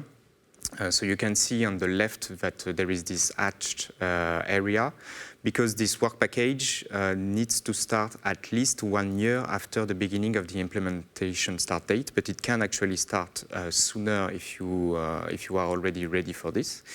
And on the other hand, it lasts until the very end of the implementation date with the other horizontal work packages. And finally, you have 3 months for the administrative closure. So this is at the moment where all work packages are closed, and really to focus on the last responsibilities that you will have toward the initiative. Now to take a deep dive into each work package and how they are going to appear on your application form. First, the work package preparation and initiation phase. So at the application form, this is actually something very easy for you because it's a read-only work package. There is nothing to be done to prepare for your application form. Why is it still important for you to pay attention to it? Because it's really for you to understand that this initiation phase is the moment where activities are actually going to take place for the MUA. Especially, for instance, regarding the readiness check or the ex-ante audit. So the goal really of this work package is to make sure that everything is ready before the implementation of the project starts. So nothing to be done at the application form, but please also be aware of these activities because they do not need to be included in the other work packages in your application form. The first horizontal work package is the work package management. So as I was saying, this work package will be open during 3.5 years. And so when you will see this work package on your application form online, you will see that it has 5 predefined activities. 5 predefined activities, that you can see on the screen. It means basically that you have the titles already on the screen, but you will have to adapt this activity and really explain how your project is going to address these activities. You will have the possibility to add the deliverables in each of these activities to really tailor it to the needs of your project. And you have the possibility to add 1 additional activity. So in this work package management, for instance, there is this activity related to project coordination and internal communication. We were speaking before about how many partners should be involved in the partnership. Well, if you have, I don't know, 7 partners, you need in this activity to really describe how those partners are going to be involved, what will be the structure that will be really put in place in order to make sure that you are able to increase the control on the partnership during the entire implementation phase. And finally, 1 additional activity. So this is something that I'm going to go back to in the other thematic work packages. These additional activities are really for you to have the opportunity to adapt the uniqueness of your project to our application form. So, for instance, if you have a large number of stakeholders that needs to be involved in the implementation phase, it can be, for instance, an additional activity to set up a specific structure for these stakeholders to be better represented in the management. Second horizontal work package, the monitoring and evaluation. As it was said before, the initiative aims to be, in a sense, the urban lab of Europe. So this monitoring and evaluation work package is where you are going really to take a closer look to how well is progressing your project during its implementation. So here you will have 4 predefined activities and the possibility to add 1 additional activity. Pay attention to this work package. It is open during the entire duration of the implementation phase, but do not start the data collection at the very end. You need really in this work package to be able to show how all along the implementation phase you are going to monitor the data, to collect the data, and how it is going actually to come back in a way to the implementation, how you can adapt from the data that you are collecting and the lessons that you are learning from your project. Third horizontal work package, the communication and capitalization work package. So when you will see this work package on the EEP, you will see that it has a specific structure than the other horizontal work package. Why? Because there will be 2 additional boxes in order for you to really identify your target groups and the communication objectives. So these are 2 specific things that you will have to do when designing this work package.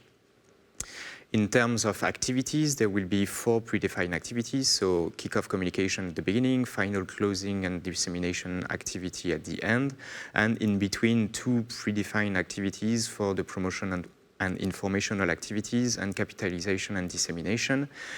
Here in this work package, you have the possibility to add 2 additional activities, and it's really important for you to understand that we want you to be better able to tailor this work package communication and capitalization to the specific needs of your project. Your project is going to be implemented at the local scale, but we also want you to have a wider diffusion of the results at the EU scale. So please take this into consideration when designing your activities and when including additional activities into your project. Next, the thematic work packages. As I was saying, this is really where the proposed innovative solution will be carried out. So you will have the possibility to add up to 4 thematic work packages, and each work package should be corresponding to the main pillars of the project. As I was saying, these thematic work packages, their maximum duration will be 3 years, but you are actually free to set up the start date and the end date. What it is for you to understand is that we do not expect you to make all the thematic work packages last for 3 years. You are really free to make a breakdown of these work packages when they are the most appropriate and where the activities are actually going to take place. Each work package must include at least 1 output, and when you will add an output, it will open a specific section in the application form for you to describe it. You will have the possibility to add in each thematic work package 5 activities and up to 3 deliverables per activity. Finally, it's in the thematic work package that you will have the possibility to include the investment. So when you add an investment to a work package, it will open a specific box where you will have all the opportunity for you to describe exactly how relevant is your investment compared to the objective of your project. Why do you need this investment to take place? Who it will benefit to, etc. The budget that will be dedicated to it, etc. So it's the investment are included into the work package, and you are really expected to link the activities to precisely describe how the investment is going to be carried out. The transfer work package, so in this case, it's also a specific work package because at the application stage, you only have the concept and the framework of the transfer work package that you can edit. This is because, and Kathleen is going to come back to it in a moment when describing the transfer component, because we actually want you to rework on this work package during the initiation phase once the transfer partners will be selected. So at the application form, at the application stage, all you have to do is complete the concept and the framework, and here it's important really to make connection between this work package and the main outputs that will be delivered in the other thematic work package, and really making the link about what concretely will be transferred in your project. Finally, in the work plan, the closure work package. So here it's the same as the initiation phase work package. At the application phase, it's on read only. But it's important for you to understand that this work package is really dedicated to the last reporting for the EUI. For the European Urban Initiative, so for instance, for your final annual progress report, for the final financial claim. So same as the initiation phase, nothing to do at the application phase, but please be aware that you will have these responsibilities in this work package.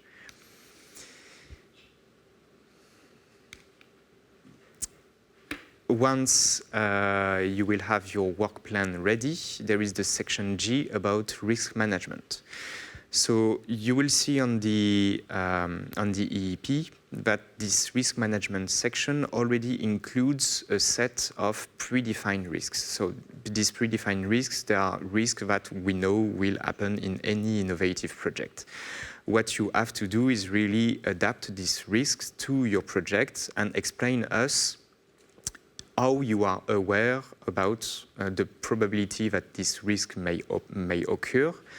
And what is more important for us is what are your mitigation actions that you have already prepared in case the risk occur.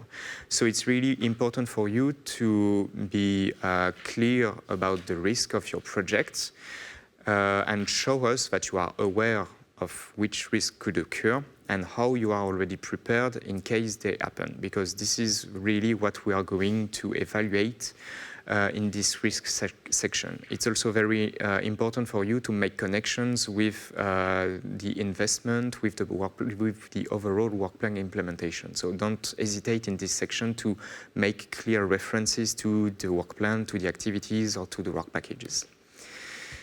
And the last part of the application form will be the confirmation sheet. So the confirmation sheet is a document available on the electronic exchange platform. All you have to do is to download it. The main urban authority should sign it, so it can be also signed electronically. And you should not be modifying the content of the confirmation sheet. When it is downloaded, you can sign it and upload it back to the platform, and only then you will be able to submit finally your application form. Just a few tips for the applicants. When it comes to the project design, remember to have a simple and clear drafting style. You will see that in the application form there are characters for each boxes, so do not see the limit as something that you must reach at any cost, but also think about this number of characters is also a good indication of the level of details that we expect from you in the activities or in the deliverable. Make sure to ensure a logic chain between the work plan elements and include cross-references for a better understanding of the project intervention logic. If in your work package communication there is an activity related to the organization of an event that is also going to be supporting the development of the innovative solution, make sure in the two activities, in the two work packages, to make cross-references to show that this overall work plan that you have built is actually something very well designed, and show us that. Please make sure that the activities are decomposed into intermediary steps. So as I was saying, you can add 3 deliverables for each activity.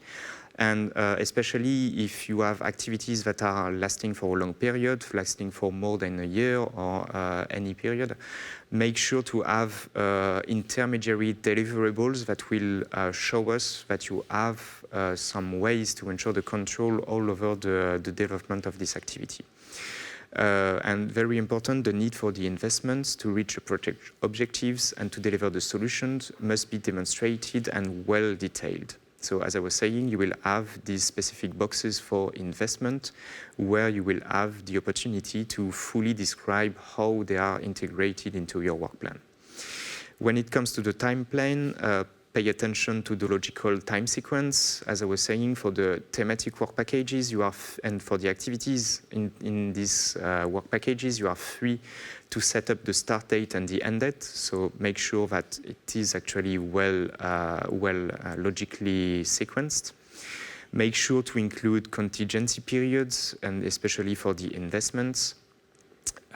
Include intermediary dates. That's what I've already asked from you in the deliverables. Make sure to have sufficiently anticipated the time for the procedure when it comes to permits, when it comes to procurement. And remember to foresee sufficient time for the operation of the solution, for the data collection and the evaluation of the solution.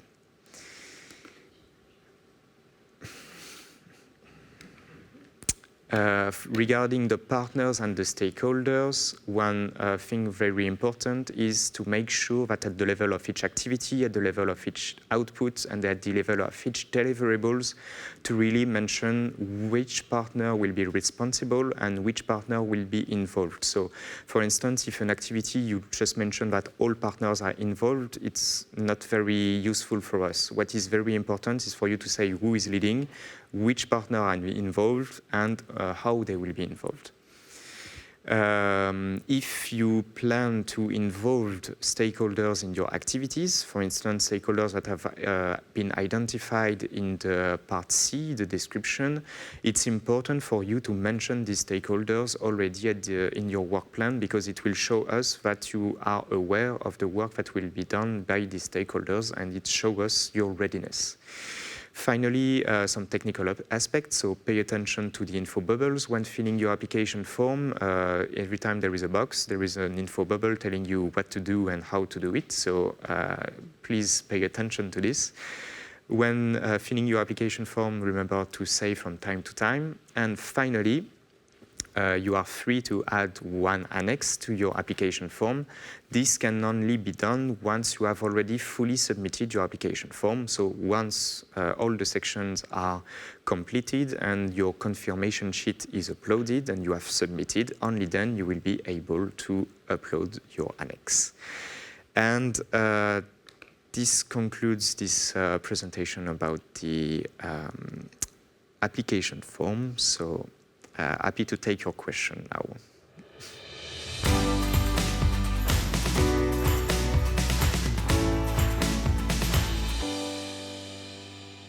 Thank you, Romain. A couple of questions popped up during your presentation.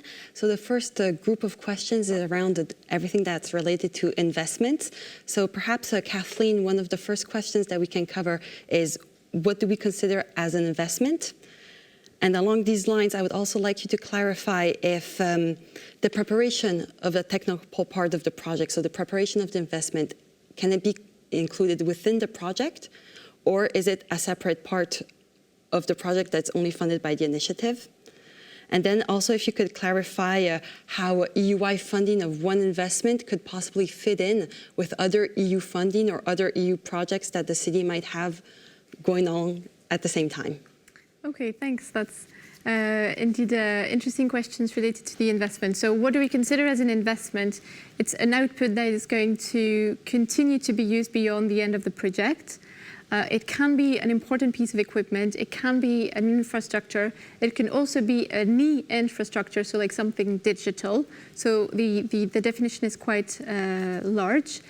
Regarding the question on cost for preparation and implementation of this investment, yes, both can be eligible within your EUI project. We would strongly recommend also that when developing your investment, you take into account participatory and citizens' opinion and participatory approaches into designing your infrastructure or your investment. And regarding the question on the funding sources, it is possible that, and we understand that cities are often applying to different funding sources. This is possible. You just cannot fund the same activity, the same output with two similar funds. Like, we cannot allow double financing of project, of course. Thank you, Kathleen. Perhaps going around back to a couple of questions that we had earlier from this morning and how to relate them to the building of the work plan and of the application form regarding the co-financing and the role of the partners. Agnieszka, if I may. So we had a question on whether the 80% of co-financing was valid for every partner. And also a second question on if we could clarify the role of an associated urban authority and how this works into the work plan. Thank you for the question. Indeed, 80% of co-financing is valid for every partner. We will have a separate session soon on 17th of July related to financial aspects of project implementation. So I will not spend too much time on this, but I think it's maybe important just to stress that co-financing at the level of the project is 80%. 20% must be your own contribution. It can come, it can be financial, it can be in kind, and it's basically up to the partnership a bit to decide how you will do this contribution. So it can be equal per partner, or you can go for any other negotiated scenario, even one partner just bringing in total own contribution for the whole partnership. But in principle, at the level of the partnership, it's 80% us co-financing, 20% own contribution, and that also applies to transfer partners. Second question was regarding the role of associated urban authorities. So in principle, if you're bringing associated urban authority, it means that you're coming with another city that is sharing same challenges and same idea how to address these challenges or this particular challenge.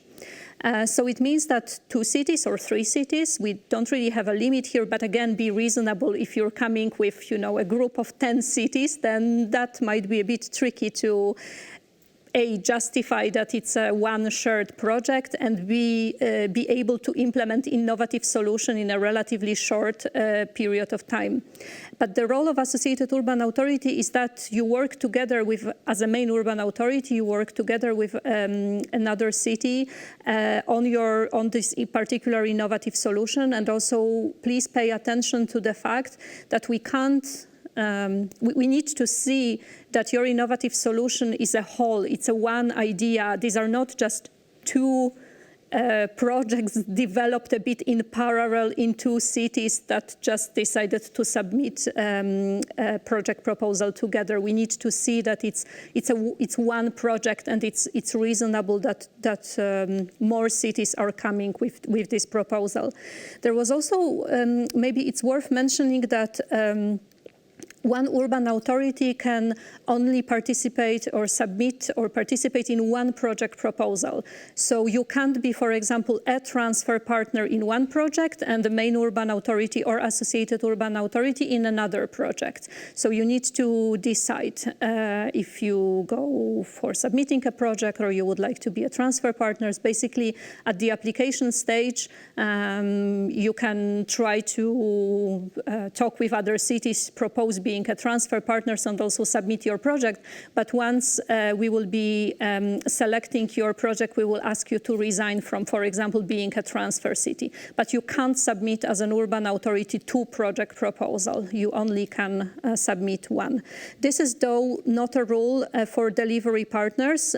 Delivery partners can take part in more than one project proposal. Thank you, Agnieszka. I guess that concludes our section on questions and answers on the work plan and application form. So I'll leave it up to the next presentation. Okay, thank you very much, Sofia. So the next presentation is going to be the last one, and we'll tackle this new component, which is the transfer component.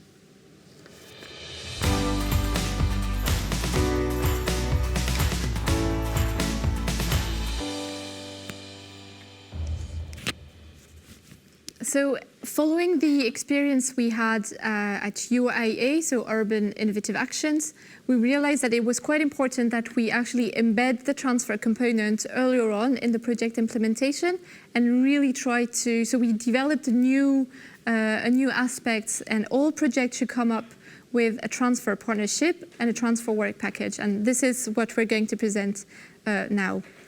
Why we decided to do this was, well, basically to increase the general adaptability and the replication of the solution that we will be testing as part of your project.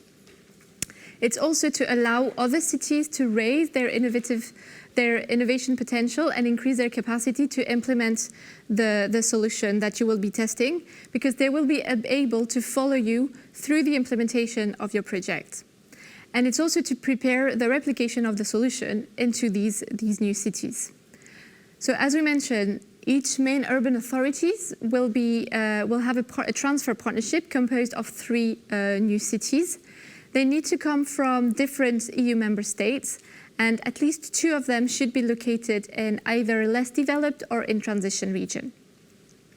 We also want to ensure that the partnership includes cities of different sizes. And as we mentioned, cities will be following the project and will gather learnings from it, but they will also benefit, they will also provide main urban authorities with learning, input, and acting a bit like as a critical friend.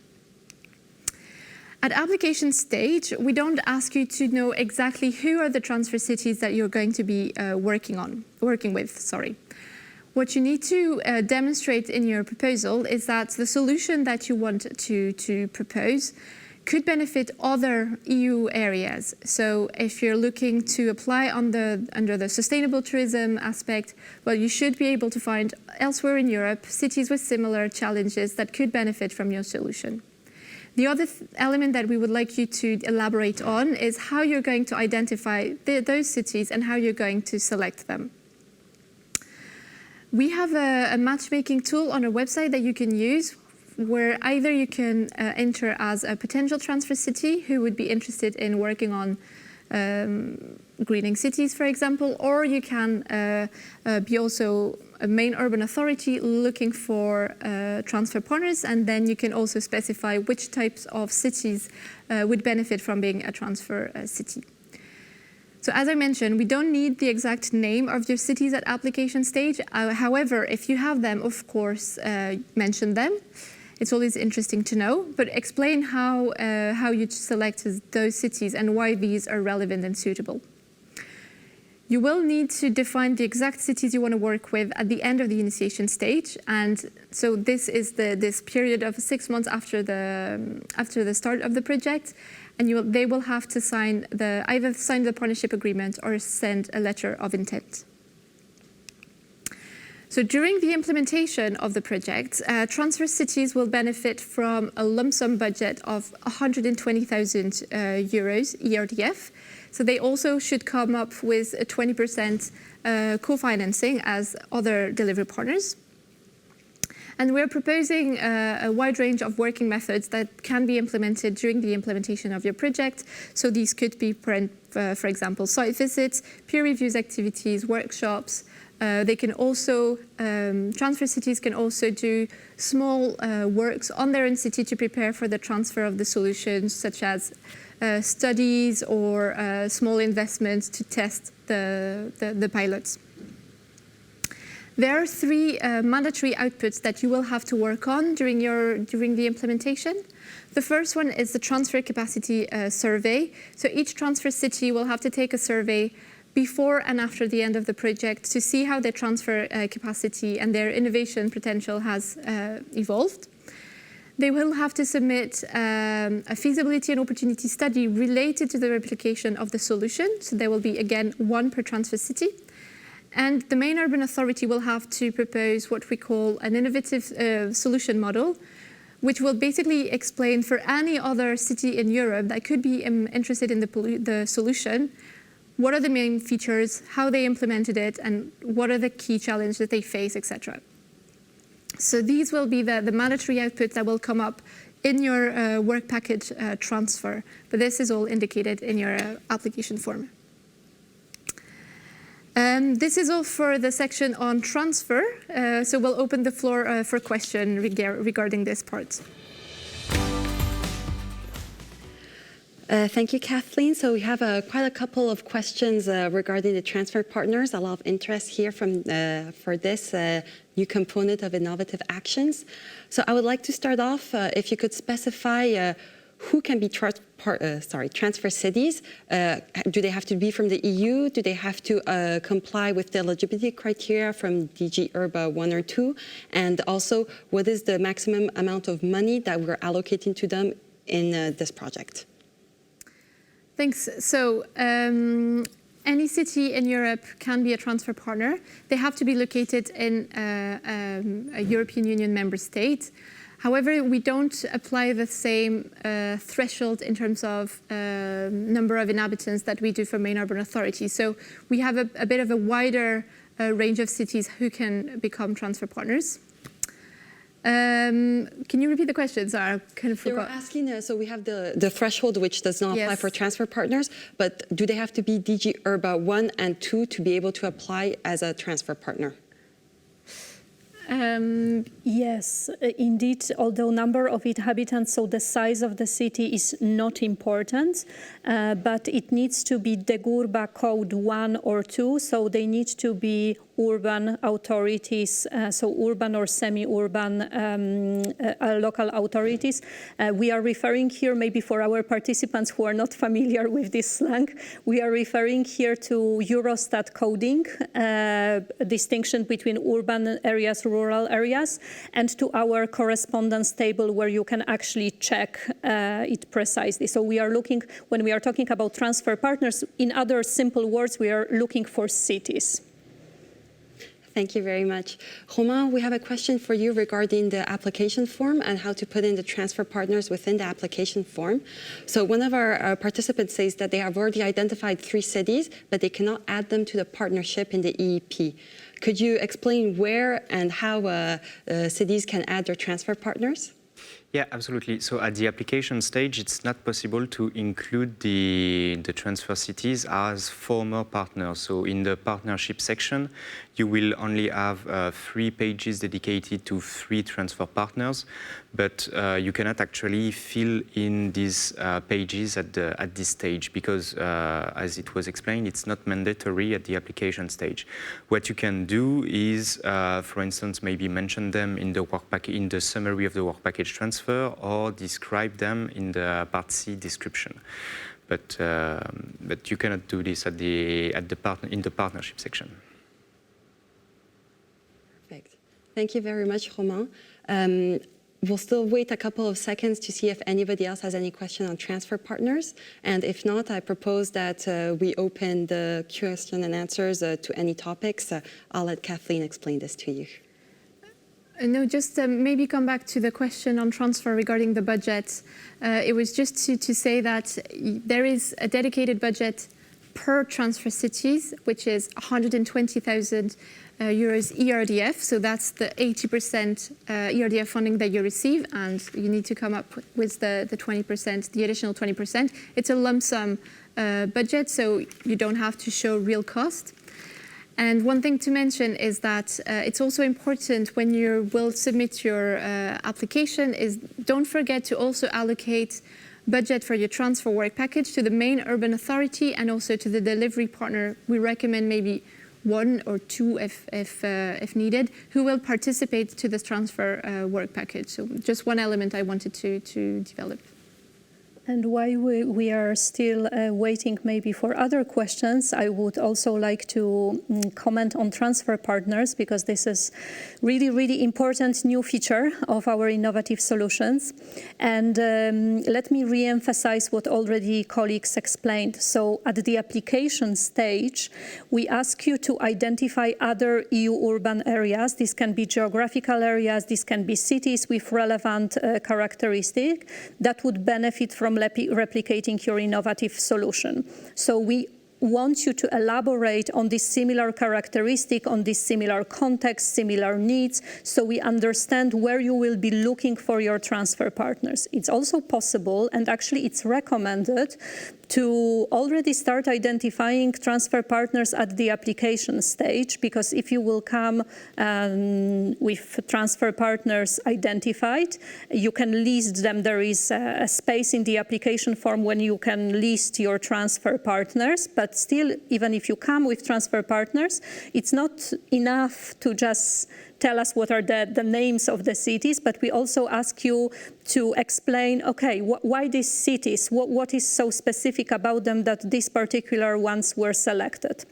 And we basically also very much invite you and encourage you to start this identification process already at the application stage, although indeed the last moment when you need to have your transfer partners identified and you need to have your letters of intent or partnership agreements signed is at the end of the initiation phase, but it will be nicely reflected also in your scoring, in your assessments, if you're a bit ahead and you already have your transfer partners identified.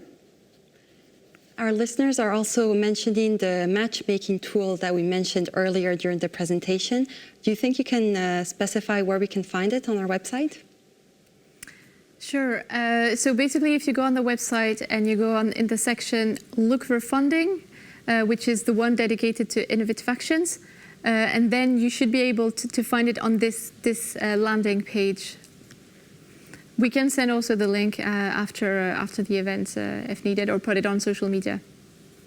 Thank you, Kathleen. Another question popping up on transfer partners is whether they have to be from the same country or from other EU member states. No, they have to come from different countries. So when you have your transfer partnership, so your main urban authorities and your 3 transfer cities, they need to come from 4 different member states, so that we kind of try to reach different European regions and different member states.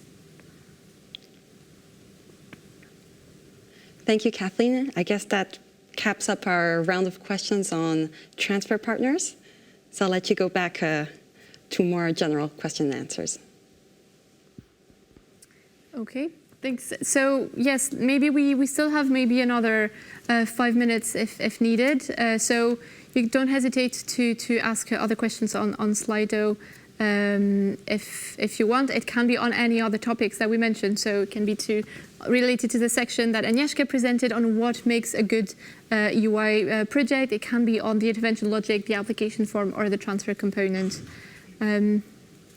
Thank you, Kathleen. I think we can already kick off as we already have a couple of questions. So the first one is, in case of associated cities, should the cities plan a pilot or an investment in each of the cities, or can it be only in one of the cities presenting the project? Thank you for this question. It's indeed important to maybe discuss a bit more this specific situation when it's not only main urban authority, but it's a main urban authority and associated city or cities. So in principle, having an associated urban authority doesn't mean that investment needs to be located in both cities, or that a project needs to be equally split into two and present in both cities. But you need to be able to prove why you are coming in this partnership with another city. So maybe you are developing a project, you're proposing a facility that will be used by inhabitants of both cities.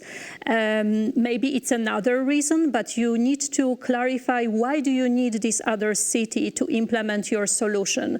And that's the most important, to clearly present this reasoning behind and how this collaboration will look like, and to prove that both cities will benefit from project results.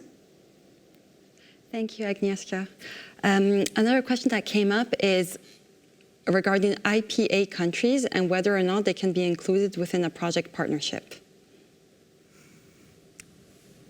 We unfortunately, our initiative is limited only to EU member states, and it relates to main urban authority, associated urban authority, and transfer partners. Thank you, Agnieszka. That's pretty clear. Perhaps we will have time for one last question that was asked actually this morning, but it has more of an operational aspect to it. So this morning, a person from the audience was asking whether the bulk of funding can actually be transferred to a public company owned by the city. In the case of tourism, for example, a lot of cities have their touristic operations entrusted to a company rather than the main urban authority. Is this possible, and how so? How do we make it work into the intervention logic, the work plan, and in the partnership? Very interesting question. Thank you for that. I understand that it's specifically related to sustainable tourism, but I think we can try to answer this question more horizontally. So funding, the beneficiary for us is only main urban authority. Main urban authority receives funding, and then according to partnership agreement is distributing the funds according to roles, responsibilities to other project partners. So in principle, yes, you can transfer this money to your municipal company and other partners who have specific roles and they need a budget. Now, two things that are important to stress here is that you might recall that in one of the first presentations, we kept talking and we kept insisting on cities' ownership. So in this whole, your financial scheme, we need to see that at the end is the city also having this strategic role. So it's not just you transfer funds and together with funds being transferred, also all the responsibilities and everything is transferred as well. So stay in control, but of course transfer the money as it's necessary and linked to your project implementation. And also when we assess your partnership, I was mentioning that at the strategic level, we look into the relevance of the partnership, if all the competences are on board, if you have quadruple helix around the table, but we keep also investigating your partnership at the operational stage. So for example, we check if a reasonable budget is allocated to your partners, because if in the strategic part you explained that you need this partner and that partner to do this part of the project and that part of the project, then we will look into your work plan, as Romain mentioned, and we will try to analyze if they have enough money to do these tasks, if their role is justified also from the very operational perspective. initiative. So feel free to shape your partnership as necessary, as you feel that is required, but have these principles in mind. Perfect. Jumping from that question, we also had some queries from the audience. Romain, if you could take this one. If whether regions can participate in a proposal to support an urban project. Yes, as long as there is an urban authority leading the project, a region can be a delivery partner in the project. There is no problem about it. All right, perfect. And perhaps one last question to really clarify everything. We have been asked if delivery partners should also be coming from the same country as the main urban authority. Perhaps you would like to conclude on this and remind our audience of our conditions. Yes, so as we were saying, usually we look for partnerships where there is an urban authority with local partners, but it is absolutely possible for you to involve a delivery partner from another EU member state. Maybe in this case, what would be welcome for you would be to justify why you would have to search this specific partner coming from another country, maybe emphasizing on the specific competencies that you could not find in your local area, or maybe it's a partner that you have already worked with, but in any case, bring with a good justification, this is completely eligible. Thank you very much, Romain. I guess that concludes all of our questions more on the operational part of how to submit an EUI project. Two last questions we have more on technical aspects, whether we can submit on the application form in the EP in another language than in English, and also if all of these PDFs will be available for participants for them to dig in and be able to prepare their applications correctly. Yes, as it was mentioned indeed in my presentation, you can submit your application form in any EU language, and we will be the ones translating it for you. But that applies only to application form. So please be reminded that we do not translate annexes. We only translate application form.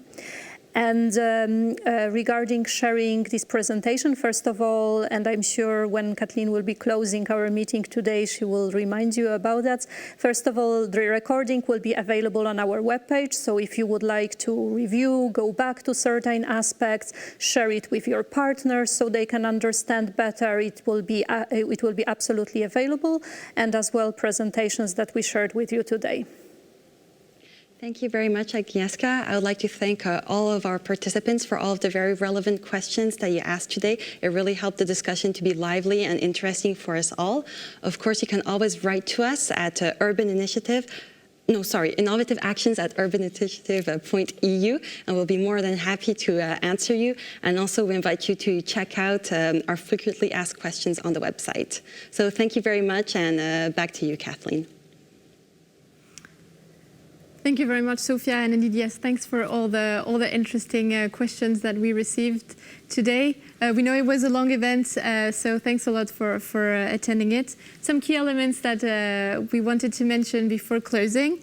So the call is still open until October this year, and we'll have different activities to support you proposing good application forms. So we still have 2 online Q&A that will take place later on this year. The first one in July, the 17th of July, which will tackle all questions related to financial aspects, the eligibility rule, but also the project budget. So it would take place from 11 o'clock to 1 o'clock, Brussels time. And then after the summer break, we'll come back and have another Q&A session on the 7th of September from 10 to 12. And this will be on any topic. So we won't have it focused on a dedicated topic, but you will be able to ask questions on what you saw today if you want like a reminder, a clarification on the financial aspect, etc. We also have upcoming applicant seminars. So these will be physical events where we will have a full day of presentation trying to help you draft your applications. The first one will be actually next week already. It will be in Warsaw on the 28th of June. And then we'll have one in Ljubljana on the 6th of June. And registration are still open on the website, so don't hesitate to register and come if you're able to. Finally, we're also organizing one-to-one consultation that will take place online. So if you would like to have a call with an officer from the Secretariat, this is possible. There are still some slots available. And we give priorities to urban areas. So if you're a city yourself, you will have priorities in getting a one-to-one consultation. I believe this is all for us from now. So thanks a lot for joining. Thank you also to all of our colleagues on the stage, but also behind the screen for helping us deliver this event. And hopefully we'll see you soon. Thanks. Thank you very much.